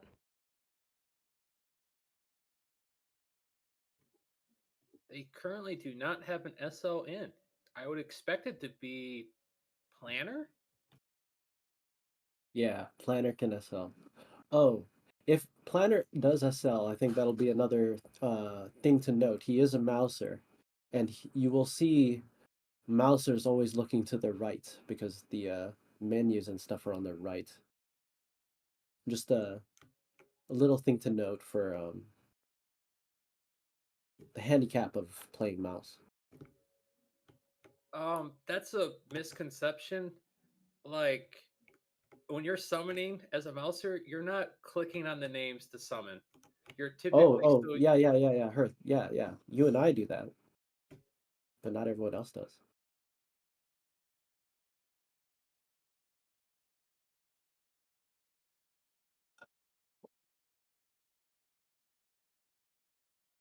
It looks like we have one team that has 11. I'm sure that'll be corrected. So, yeah, hopefully this match starts pretty soon. Obviously, some controversy beforehand, but hopefully we end off with a nice final match for the night, and we can start to talk about these things. What's coming up next week?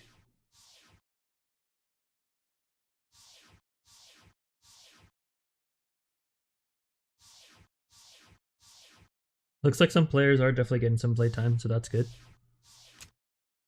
Yeah, and like we talked about a minute ago, they did get Rue back in the game, and he is starting his SL for Mixum's team.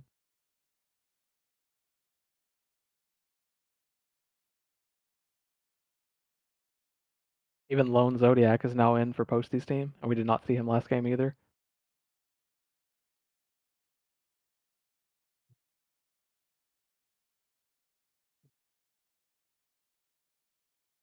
I personally play with a steering wheel and foot pedals. All right, we finally are going to get started here soon. The timer's in 5 seconds, so let's get this match going. Who should we Final watch match in the night. beginning? I definitely like to watch the infills myself in the beginning, but maybe if you want to see who's at the base, seeing what base they pick. That's Yeah, two just things a that I note, generally like to do. Solve is starting his NG again. We're going to see him at minimum build a base to begin with, as he's running straight to D6. I'll say there's only currently one infiltrator in the game, and that is Jackie. Who's their typical engineer for Posty's team? Is it Sov, or is it just a fill-in for somebody who couldn't make No, it? so in the 5th round, they drafted Breakdance, who plays primarily engineer. But then Breakdance had conflicts that came up after the fact, so they've scrambled to find a sub. And Solve ends up playing it because he has knowledge on how to. It's good to be versatile like that, being a multi-classer, but also engineer. Like in one of your multi-class repertoire is pretty handy to have a player like him on there. Yep. Proven why Could he's the that number be- one pick. Could that be a potential draft strategy in the future? Pick all the engineers. I wouldn't They're expect definitely it. not- You're sacrificing too Yeah. much fighting. You could prioritize multi-classing, though, especially with the attendance results of these draft games. Like, to get folks like Cerrito, Sov, Mugen, some of these players that I'm mentioning, they're not considered the best in anything, but they're serviceable in just about every position. And that makes a big difference when you're struggling to get 10 people to show up for these matches.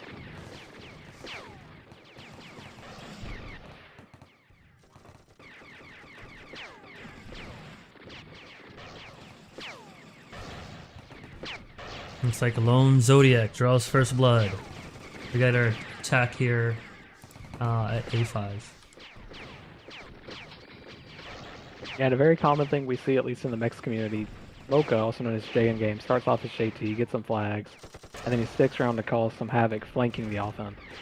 So Jouet SL in this case drops quickly, that offense is frustrated already and can set up a potential stop for Posty's team across the map.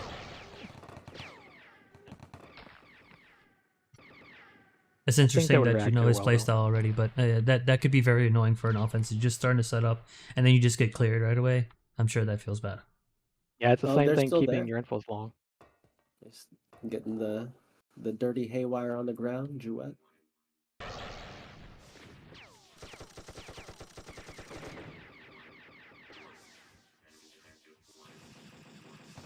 It looks So like we it's kind got, of stabilizing now. yeah, we got a O heavy offense versus, what is this? Is it 3D defense? Oh, who is the SL? Is it? It is Rue. Yeah, it's Rue on Mixon's team.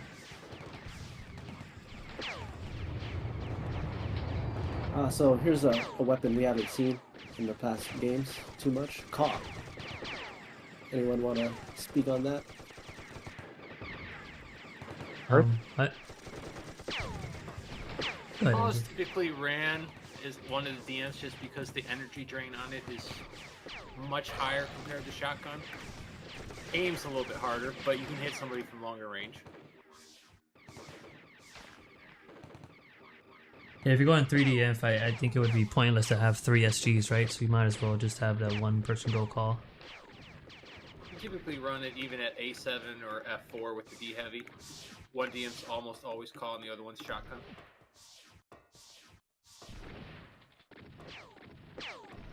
Yeah, and even against different offenses, like for example, when you're facing a JT, the call infantry on defense is usually more focused than the other one is, because you can backpedal with it and stream them as they come in a straight line, and just rip their energy before they even get to the turret.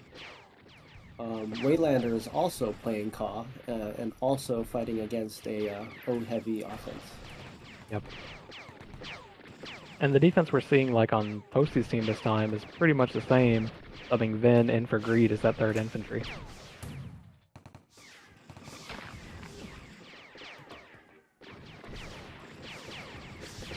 Is that Vin Easel? I believe so, yeah. I've heard ZMN refer to him as that.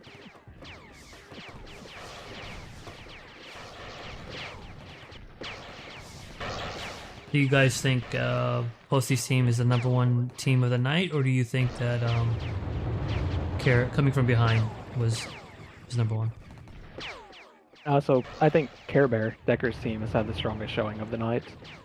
That's probably who I multiple might say. different forms of offense just rolling through the two teams they faced.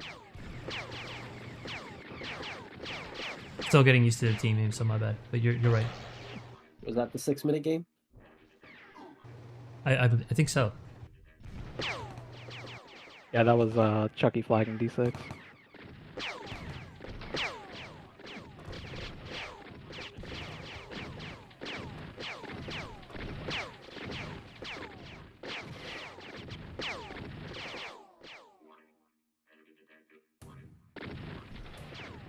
We give a shout out to Exodus. He's playing right now. Oh heavy. He's done a lot of great work for the map and for development of the zone.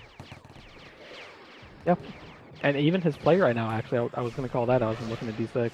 He's making the adjustment from the first game we talked about post-game, where you've got to get damage going towards the turrets, even if it's on those sentries, because that's forcing the DMs to move around.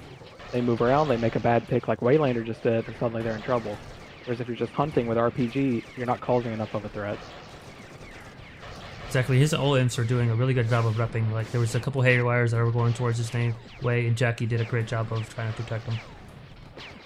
Yeah, that's really just maxing out the damage you can put into turrets. You know, you have the imps protect the heavy, and like we talked about calcing before game, the heavy can take out an MG in like 7 to 8 shots, RT in about 10 shots, and that streams quickly if no one's repping. Right, and also Exodus took a little bit of damage, he geysered, and then backed up, as opposed to, it's cool, I'll just die. Massive kills by Rue there. He killed 3 triple people kill on with the his- elevator.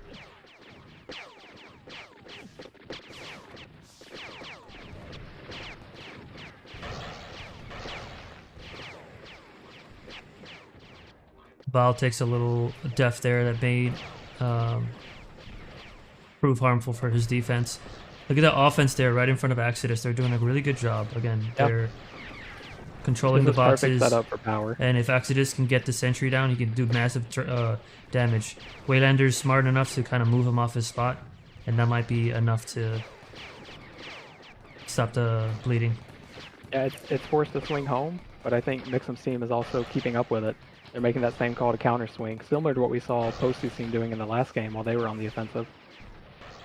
Yeah, And the I defense needs to retain those boxes. think we won't see Solve changing off of Engineer anytime soon if this keeps up. No. Rue got lucky there. He played right side and they didn't identify it. It took him so long to make it to the left side. They realized that Posey should have just gone straight up and he would have had him cornered. Yep. How's everything on the other side? Is all nice and dandy?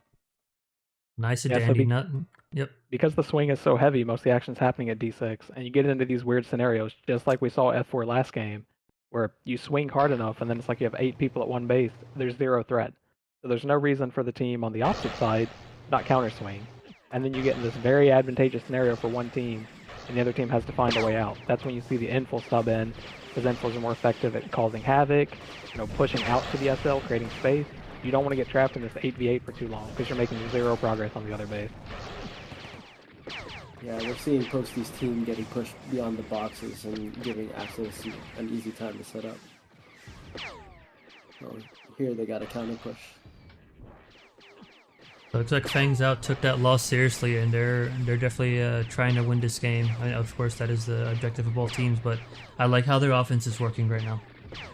Yeah, and we predicted the depth before game. You're missing 3 of your 6 top picks, and now they're all here this week, so it does look like a different unit. Oh yeah. That combined with the stylistic play difference that Axis is deploying. Like right here, I expect him to set up. He's not going to keep hunting, he's going to set up. Whereas last week, we gave that feedback of, hey, you're hunting too much. This causes damage to be the catalyst. And now this base is very much in trouble. Yeah, this base is very in trouble. Posty goes down on defense for his team. The Rocket looks like, if they can kill Solve, he's trying to save the Rocket. Oh, clutch healing by Solve. Yep. They're calling a strong swing home there. Yeah, I really like what I'm seeing out of the power offense at D6 tonight. This is night and day from what they deployed at D5 a couple nights ago.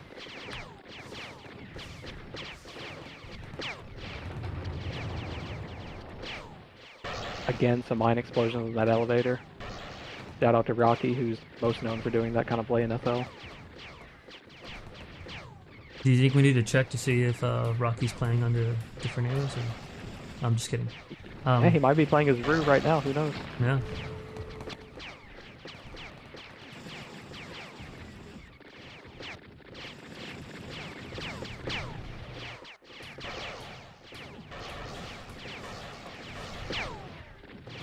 Ace said in chat, his name is Rookie.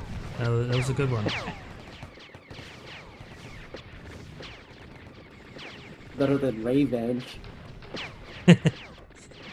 Now, while Solve's out mining, someone on Posty's team, whether Posty, Solve, whoever, has made the call. We need extras home so I can build time to get my talks back up. That's why we're seeing this extended fight in D6 now. Almost like a pseudo 10-man. You see Dilatory's even there, the medic on the attacking team. Deacon's back right as I say that. Yeah, he took a nade and So, didn't waste his DB, yeah. That was unfortunate.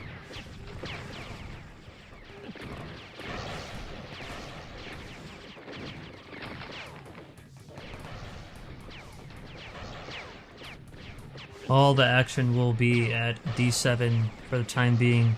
They're definitely buying some time for Solve. I believe all his rockets are back up. Is he missing some plasma turrets? But I think they're fine now. They just pushed all the way out. yeah, he's got to get that second sentry back up. But honestly, the difference in those first few attacks was Axis taking out those sentries. And we kept saying it last week, we'll keep saying it tonight as it happens. It's not just about getting the TD down, it's moving those barriers so the OMs can just run straight into the room, throwing nades without TKing themselves. Just opening up that entrance to the flag room is everything in this case. Ooh, R is out of position. Can they get Lone Zodiac? Yeah, he's okay. The Lone Zodiac goes down. And there's still a lot of players that have swung home, and they haven't gone to offense just yet. I think they're fearing this offense and being respectful of how powerful it is right now. Yeah, they could be feeling it out too. That happens sometimes where I mentioned a couple games ago, you want to get a feel for what armor they're running, how they're playing, how they're attacking. And as the game progresses, you can adjust that as it goes. So it could be Stav or Posty, for example, making adjustments saying, hey, let's see if this 5-man defense can sustain. If not, we'll change something. But we've got to get that cushion to give it a shot. And that cushion is the additional minerals he's getting in the bag. A lot of action here. It looks like an 8v8 or some sort. A lot of numbers here at D7. Jay could not get that door open. They need to get that door open to keep this going. Yeah, they even Looks brought like they Dillator, stalled out. their medic for this. Rookie is up there. He's laying some mines. Are they gonna rep it? I think they're just gonna die from it again. What's your guys' okay. opinion of defensive RPG? I'm personally not a fan of defensive RPG. It's not optimal. He's not a core defensive player. You know, he's on the offense swinging home to help. So when you're swinging that quickly, you're not going to go to DS and swap your weapons out like that. True. Another note during that push that we didn't really touch on, but I noticed as it was ending, was Andro did make a quick swap to info for that push. And that's similar to what Saul was doing last game. When you're fighting with those big numbers, it's so beneficial if you can get one info in for displacement. So you can push those 6 people back and create space for Axis again. So I like the effort. They didn't get much out of it, but I like that a lot. When you have the momentum and you have the team on the back foot, get an info in to really help push that through. Yeah, it makes sense. And I think it was unfortunate that Rue was out of position there to keep that going, that momentum. It looks like they kind of killed the momentum there with his death. What is going on with this street interaction here at B4? Yeah, so they swung 8 people to defense for the longest time, try to stabilize. In turn, there's nothing happening at A5. So as soon as you see the SL pop up on the map or anyone pop up, you start pushing to them, knowing there's no blink or anything. You've got player comms, establishing there's no info in the game. You can push out and be this aggressive because there's no threat of running behind you at this point. I feel like Jouet needs to do a little bit of ninja sneak work to get a little bit closer to the entrance of the base.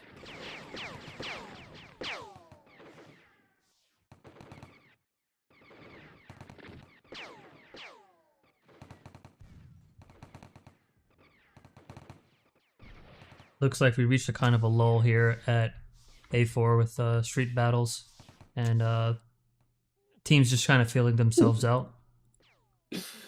It looks like they all got called back in to swing home. Yeah, and accordingly, Mixum's team swings against them, try to keep numbers even. It's strange that they swung so early because they were at that position in D7. It wasn't like they had O heavy set up. Yeah, I'm not sure if I agree with that swing, but maybe they just are kind of scared of the offense right now. I'm not sure why they did that. I mean, it's also like a mental endurance thing, and we see this with Sav and Mixes all the time. He'll bring additional people home just to frustrate the offense. Like maybe, yeah, it's not making sense on paper where the math's working out that you're butchering your offense to come home.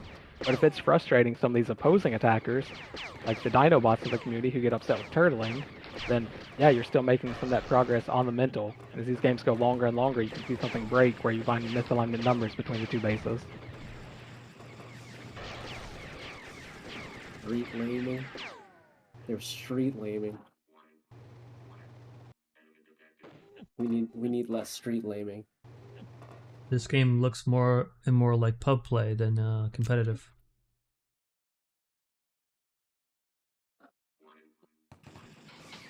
Yeah, I think if it stays on these numbers where it's like 7 people at D6, you're going to see a lot of class changes start to come in. Especially on Mixum's team, who's going to start to get frustrated that they can't break through if that's the case. They're going to try to get that info in, maybe a foot JT, just something to move those big piles of people around.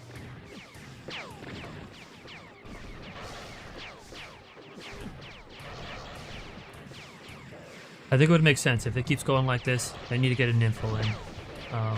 Looks like Exodus is setting up here, trying to get these sentries down. Yeah, I like to play a lot, they just don't have the numbers right now. They're supposed to see them as outswing on D6. Looks like Rue is getting cleared again. Got a nice blink from Posty. Couple of nice tranks. And that's a clear. That momentum that they had there is really gone downhill, if not non-existent right now.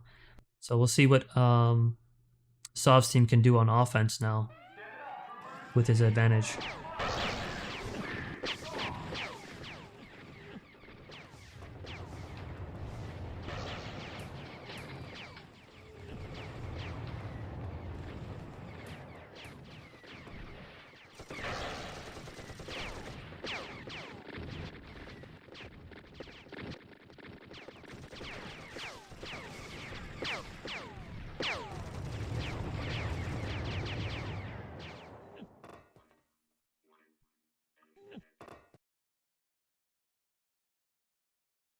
We also talked about some of the depth decisions in that aforementioned gentleman's agreement. Let's get all these people playtime.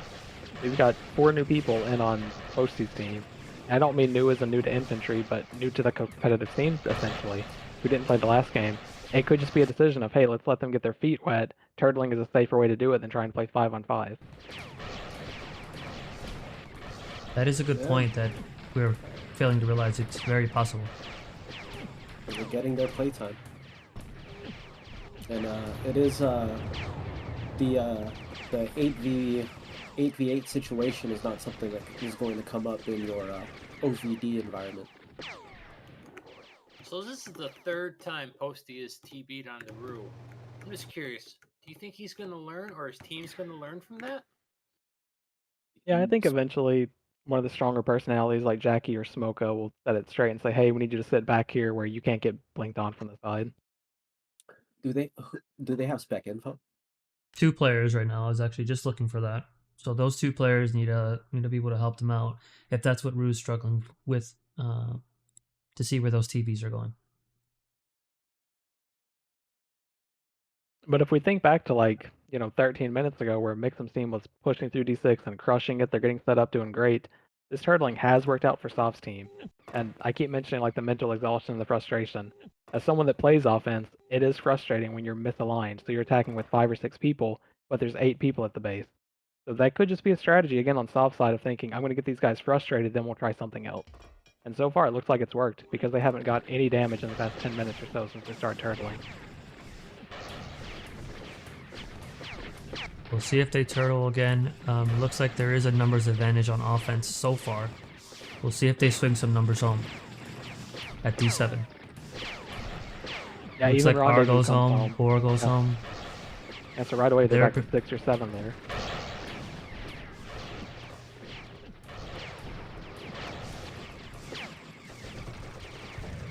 Now this time Mixon's team does come with them, and this is where I'd want to see an info come in.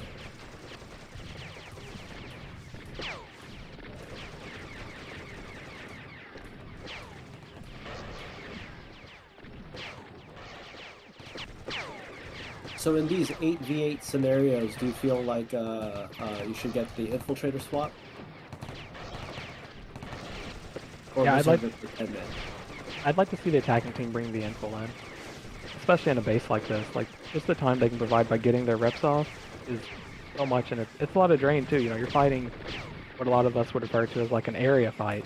Where most of the damage coming out, it's not this shotgun and MG, it's the explosion. Whereas with an infil, if you can push a pile, which any infil can, push them into the explosions, it's a quick turn of a fight. Whereas these other classes who are much more armored than an infil can't really offer that aside from 1 rep charge.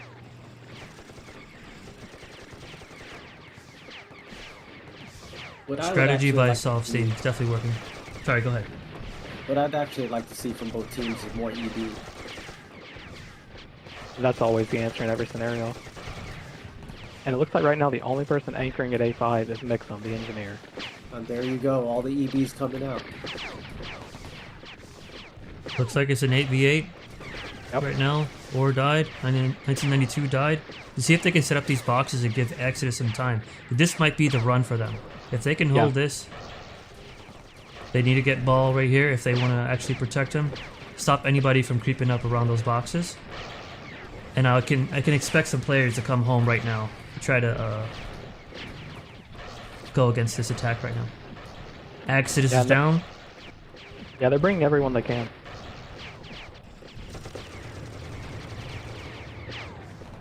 It looked very promising, but it fell apart pretty quickly.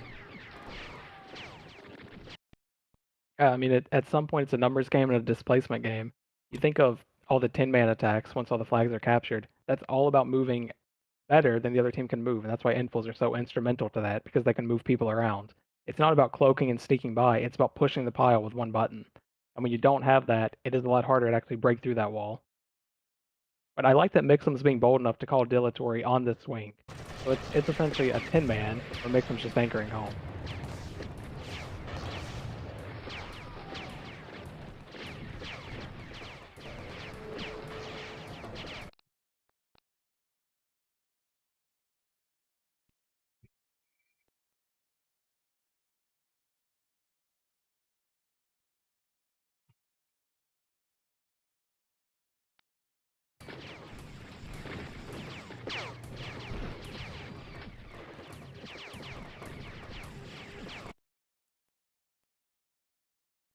And they definitely need to get a regroup.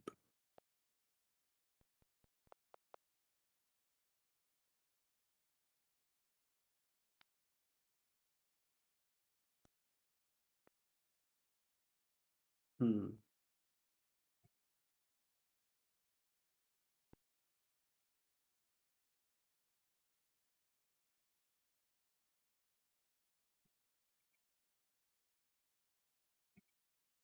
Yeah, they're not establishing a like concrete offense. Everyone's just kind of like not really even holding a choke, really. It's just kind of everyone's going for the individual battles, going for killing people as opposed to playing objectively.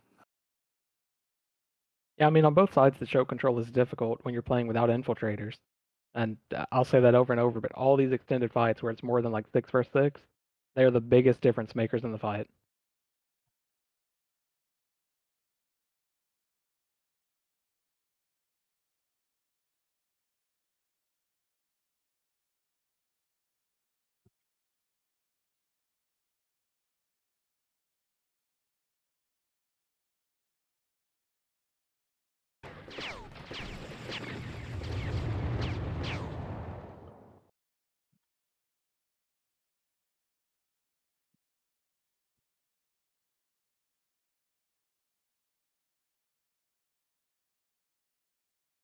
All quiet on the A5 front still. Yeah, it doesn't seem like Posty's team is organizing any sort of offensive counter to this. They're comfortable just playing this extended fight in D6. Do you think sending one guy in could be impactful? Depends. Typically, I mean, it's not going to be an infiltrator because we'd see the announcement and then I would expect the other team to account for it. So sending someone in that Mixum can see coming wouldn't make a big difference. They wouldn't leave him in a 1 versus 1. They'd call someone else home, and then they'd probably be fine. So I don't mind the full commitment to turtling at this point, depending on what they're trying Oh, to do. yeah, I just flipped over to Jouet and he's dead. So I guess we'll look out for that in the future. Looks like Dilatory's minding himself. Okay. Mixum's team was down one for a second. It looks like Meeps and now JT. Yeah, so I think we're seeing those switches that you were mentioning to break this equilibrium. Yep. Yeah, it's a bit of a stalemate, but even with the SD rules, that could be something that these teams are playing for. And easier guess on this case is Posty's team is playing for, so they're the ones turtling. Like, let's just take this to the coin flip and see what happens. Maybe they're not comfortable with deploying an offense, thinking, we can't break it 5 versus 5.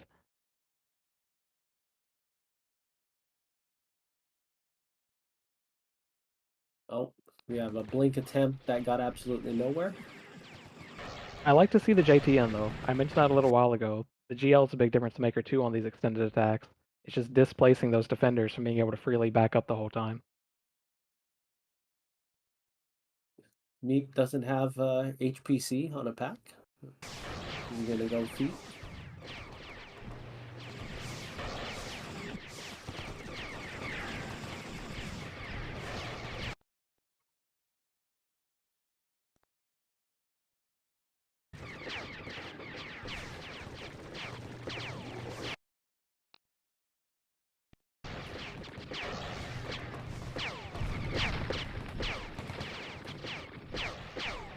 Oh, we got another blink on Rue. Yeah, and just like we talked about on the other side, they sent Jouet over to offense. Immediately, Dilatory comes home because you're not going to risk your defense and flip it. So then you end up 8 versus 9 at the other side and 2 versus 1 on the opposing side. I've been seeing they've been keeping 1992 at home just to bully Jouet.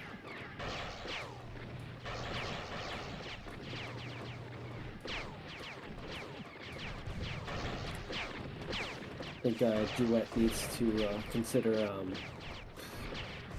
getting as far deep as he can, getting a blink, retreating, and then he can blink back in.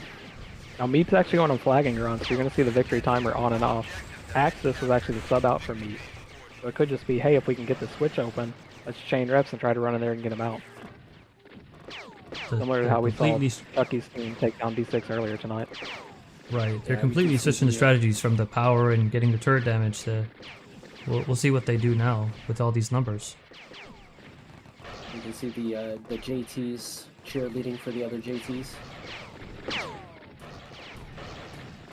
Isn't that cute?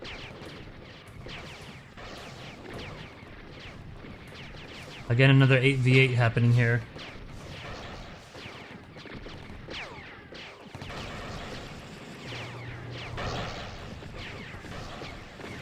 I don't know. Yeah, Dilla was the only one that had a beacon back at home. They didn't leave anyone at home that time. Yeah. He did beacon back, but that's as risky as you can play this game. Well, Jouet is at D7 dead, so... Yep. So this is that run we talked about. They just flag the room or push the room, rep everything, try to create chaos and get him out of there. I think one thing to note, usually D7's door plays a much bigger factor, and we're not really seeing that. Like, they're getting pushed way past the door every time. Yeah, that could change now. You brought that up. So Jouet has switched from squad leader to infil. I saw the announcement come across the screen. So with an infil, it's easier to hold those chokes and whatnot. If you don't have an infil, there's not much of an answer when there's 6 people coming with a rep charge. Like, you just don't have that strong displacement on the defensive side. But if they're going to turtle with an infil, that almost ceases all the threat from the JT. You have another infiltrator? Yeah, cool swap here. So now they're running infil JT, which, you know, the legacy JTs and Spec are going to love to see. You've got Chucky out there who just succeeded with this twice earlier tonight. Now Meat has someone that can move people out of his way to try to flag it. With them not running a squad leader, this almost seems like they're playing purposely for this sudden death. Absolutely no intention on flagging the enemy. Yeah, absolutely.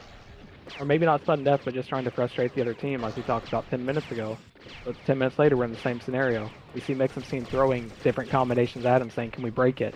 Well, as each one fails, that has a weight on the mental of the people in the game. Yeah, sudden death will be in 15 minutes. So it's a little early. I almost feel like if you're Mixum's team, you almost consider going full 10 or just leave the COD DF at home and run 9 at the enemy. Yeah, I like leaving 1 at home and running 9 at the enemy in this scenario. You think the COD-DF is the best suited for staying home? I think he's going to have the least amount of impact on offense. Yeah, I would agree with that. You'll get better impact out of the engineer spamming EB around the walls.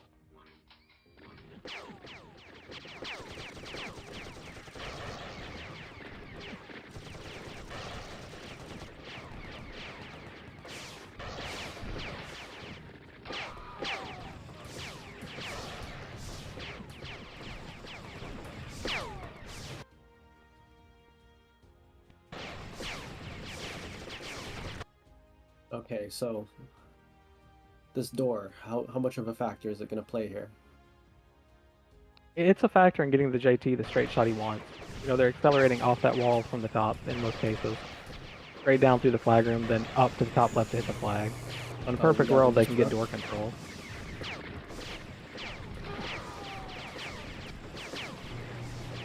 And Planner did not last long as info. He's already switched back to end. Jackie's now heavy, but it is strange, yeah, they don't have an infill to counter the Jouet infill. Yeah. It's big class advantage to the team with an infill when there's only one.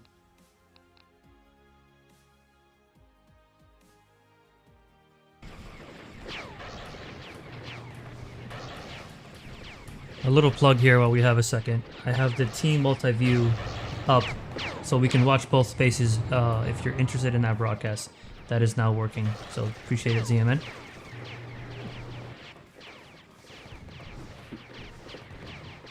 Yeah, maybe not the perfect example game to watch both bases, but at least the text there. Right.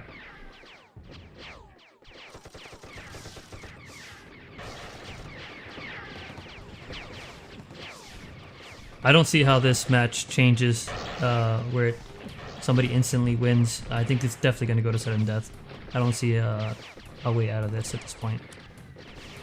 Yeah, so what we could see is the team at D6 push out at some point, and then if they don't have spec info focus on Mixon's team, they could send Duet to enemy, and suddenly you get a storm of 3 people attaching because you just pushed out at D6, and that's all it takes. We talked about it before. It's like a 6-second window to take down TD, kill a medic if he's there, and get the flags out. And we've seen people like Sav incorporate that before. It's kind of a CTFX strategy of, we're going to turtle all this time, and then we're going to burst when you least expect it because you're frustrated. I could see that happening. Yeah, and if you saw just now, Sav heavily disrupted Rue with some door play. He opened the door, ran through, and screwed Rue up. Looks like there's a deep attach by Jay. He has gonna grab the flag, but unfortunately his sunspots were on, and all sentries are up at TD, so that was just a distractive. But I like that switch, and he goes for it. You know, we see that in the mixed community all the time. He switched, he immediately went for it before they could react to the swap. But that's kind of what I'm saying on the flip side. That could happen in the other base, where we've seen nothing in A5 for 30 minutes. All of a sudden, you may have 3 people at the flag room trying to get out.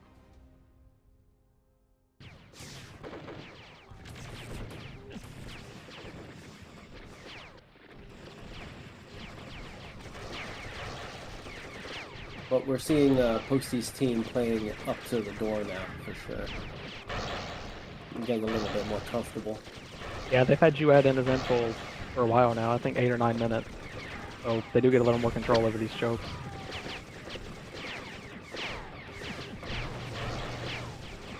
I think their plan is to hold out for sudden death. Unless they'd have a SL walk into the enemy. It still becomes a flip plan. And as I say that right now, Smoka, Jay, is in the corner, and they have good spec info on him because he's about to make a storm. And that's the difference in having good attendance and spec info. Whereas in none of these Patty S, it seems, he's sitting in the corner, Salve immediately begins shooting at it and shuts the whole play down.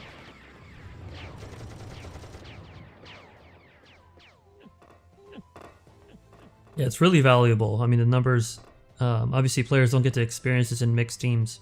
You kind of just, the info can probably get away with it there. But in competitive play, the spectator help definitely is something players will have to get used to as well.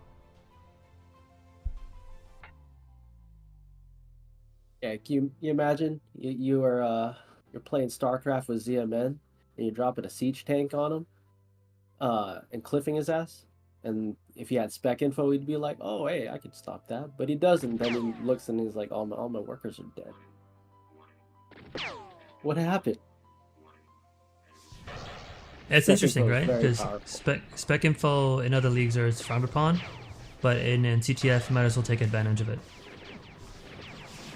This is a good chance that they commit left side in D6. They've got 4 people coming, including the JT, and there's hardly anyone there. If you look on the other side, it's all at A5. So Yeah, they did make the call. Yeah, the one we talked about. Man call. Yeah, it's trying to lull them to sleep, and then all of a sudden, they're in your flag room taking out A5. Can they get dilatory down? Looks like they try. Rocket's still red. Okay, they retain the flags and hold on to them. So Meep is stuck on D now. He has to drop the flag. If you look at the other side, though, the other team is very much pushed in. It's just Solve versus 3 people. Can they just kill Solve?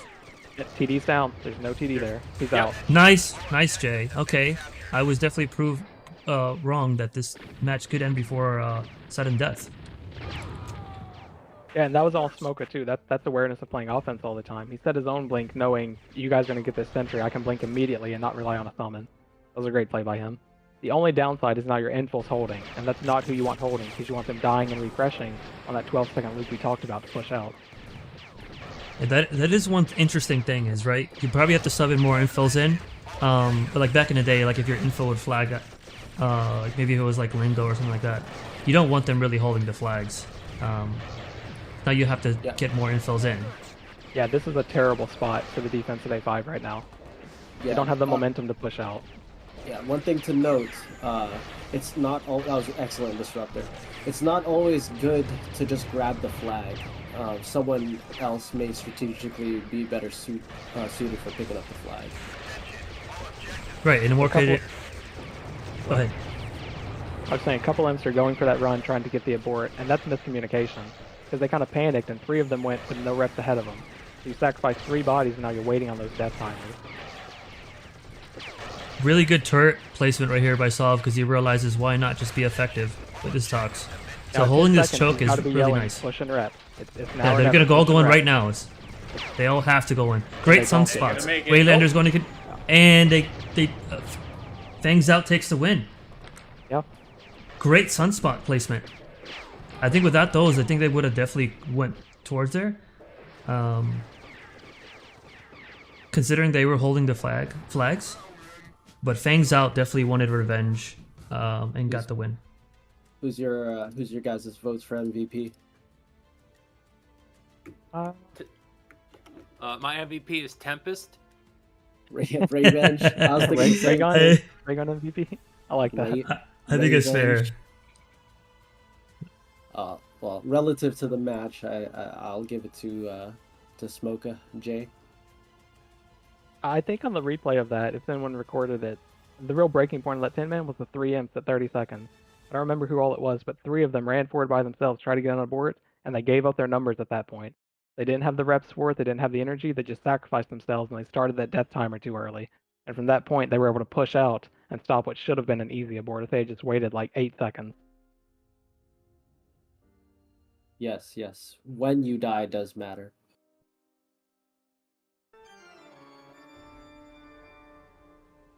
So that concludes the final match of the day. Really didn't see that match going like that. I thought everybody thought they was going to sudden death. So really changes of events, especially since A5 was really quiet until that last couple minutes. And I kind of talked about it a couple minutes before. Like, it doesn't make sense to only play for sudden death because you're not benefiting yourself taking it to that coin flip we talked about.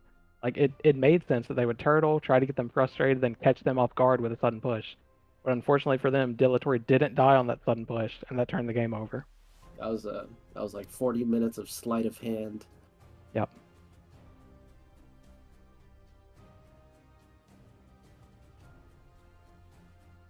Really was a weird match, considering a lot of the 8v8s on D7. But that's something that I probably missed is that these things can change quickly. If you make the right move, which ended up being in favor of Fangs out, it can go in your favor. But GG's to all the participants tonight. Yeah, it's good for all these guys to get their game time more than anything.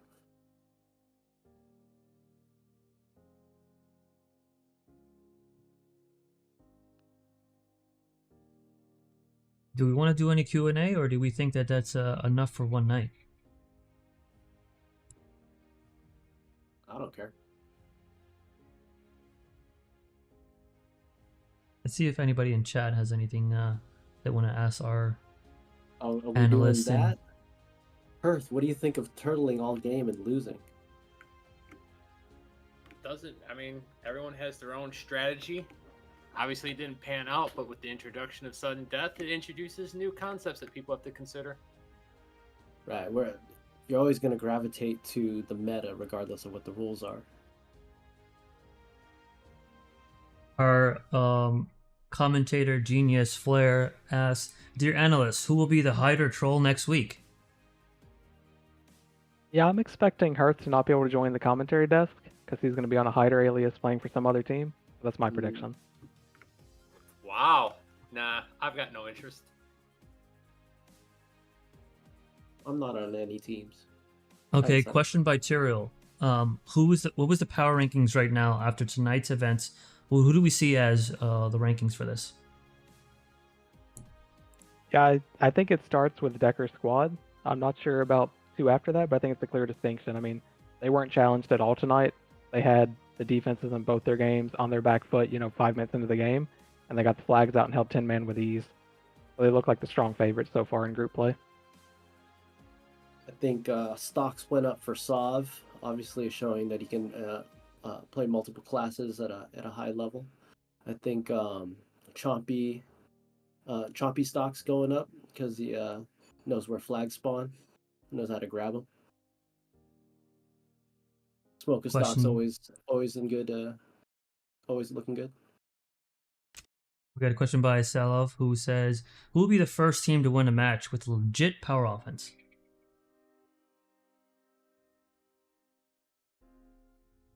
I'm not sure how we can answer that, but we can try. We've already seen that, I think. Well, close to. I guess it didn't get out and it went to sudden death right after. But we've seen some power offenses have success and force the swings home and whatnot. As far as who's going to win it, a lot of that comes into the swing comms, where if you're playing with someone experienced, they can feel on defense like, hey, this is about to be bad, let's get home. And it's always easier for the defense to get ahead of the swing. So if you have these leaders communicating like Stav, Metal, who's played, Verb, well then it's hard to get like caught off guard by a power offense. You'll have a feel things are going to be bad with a good like 7 to 8 second window. You can usually get home to get ahead of it. Yeah, But we talk about. Oh, go ahead. I've been feeling we haven't really seen the opportunity for these power offenses to really show their stuff, I guess, if you want to say, because the SLs are always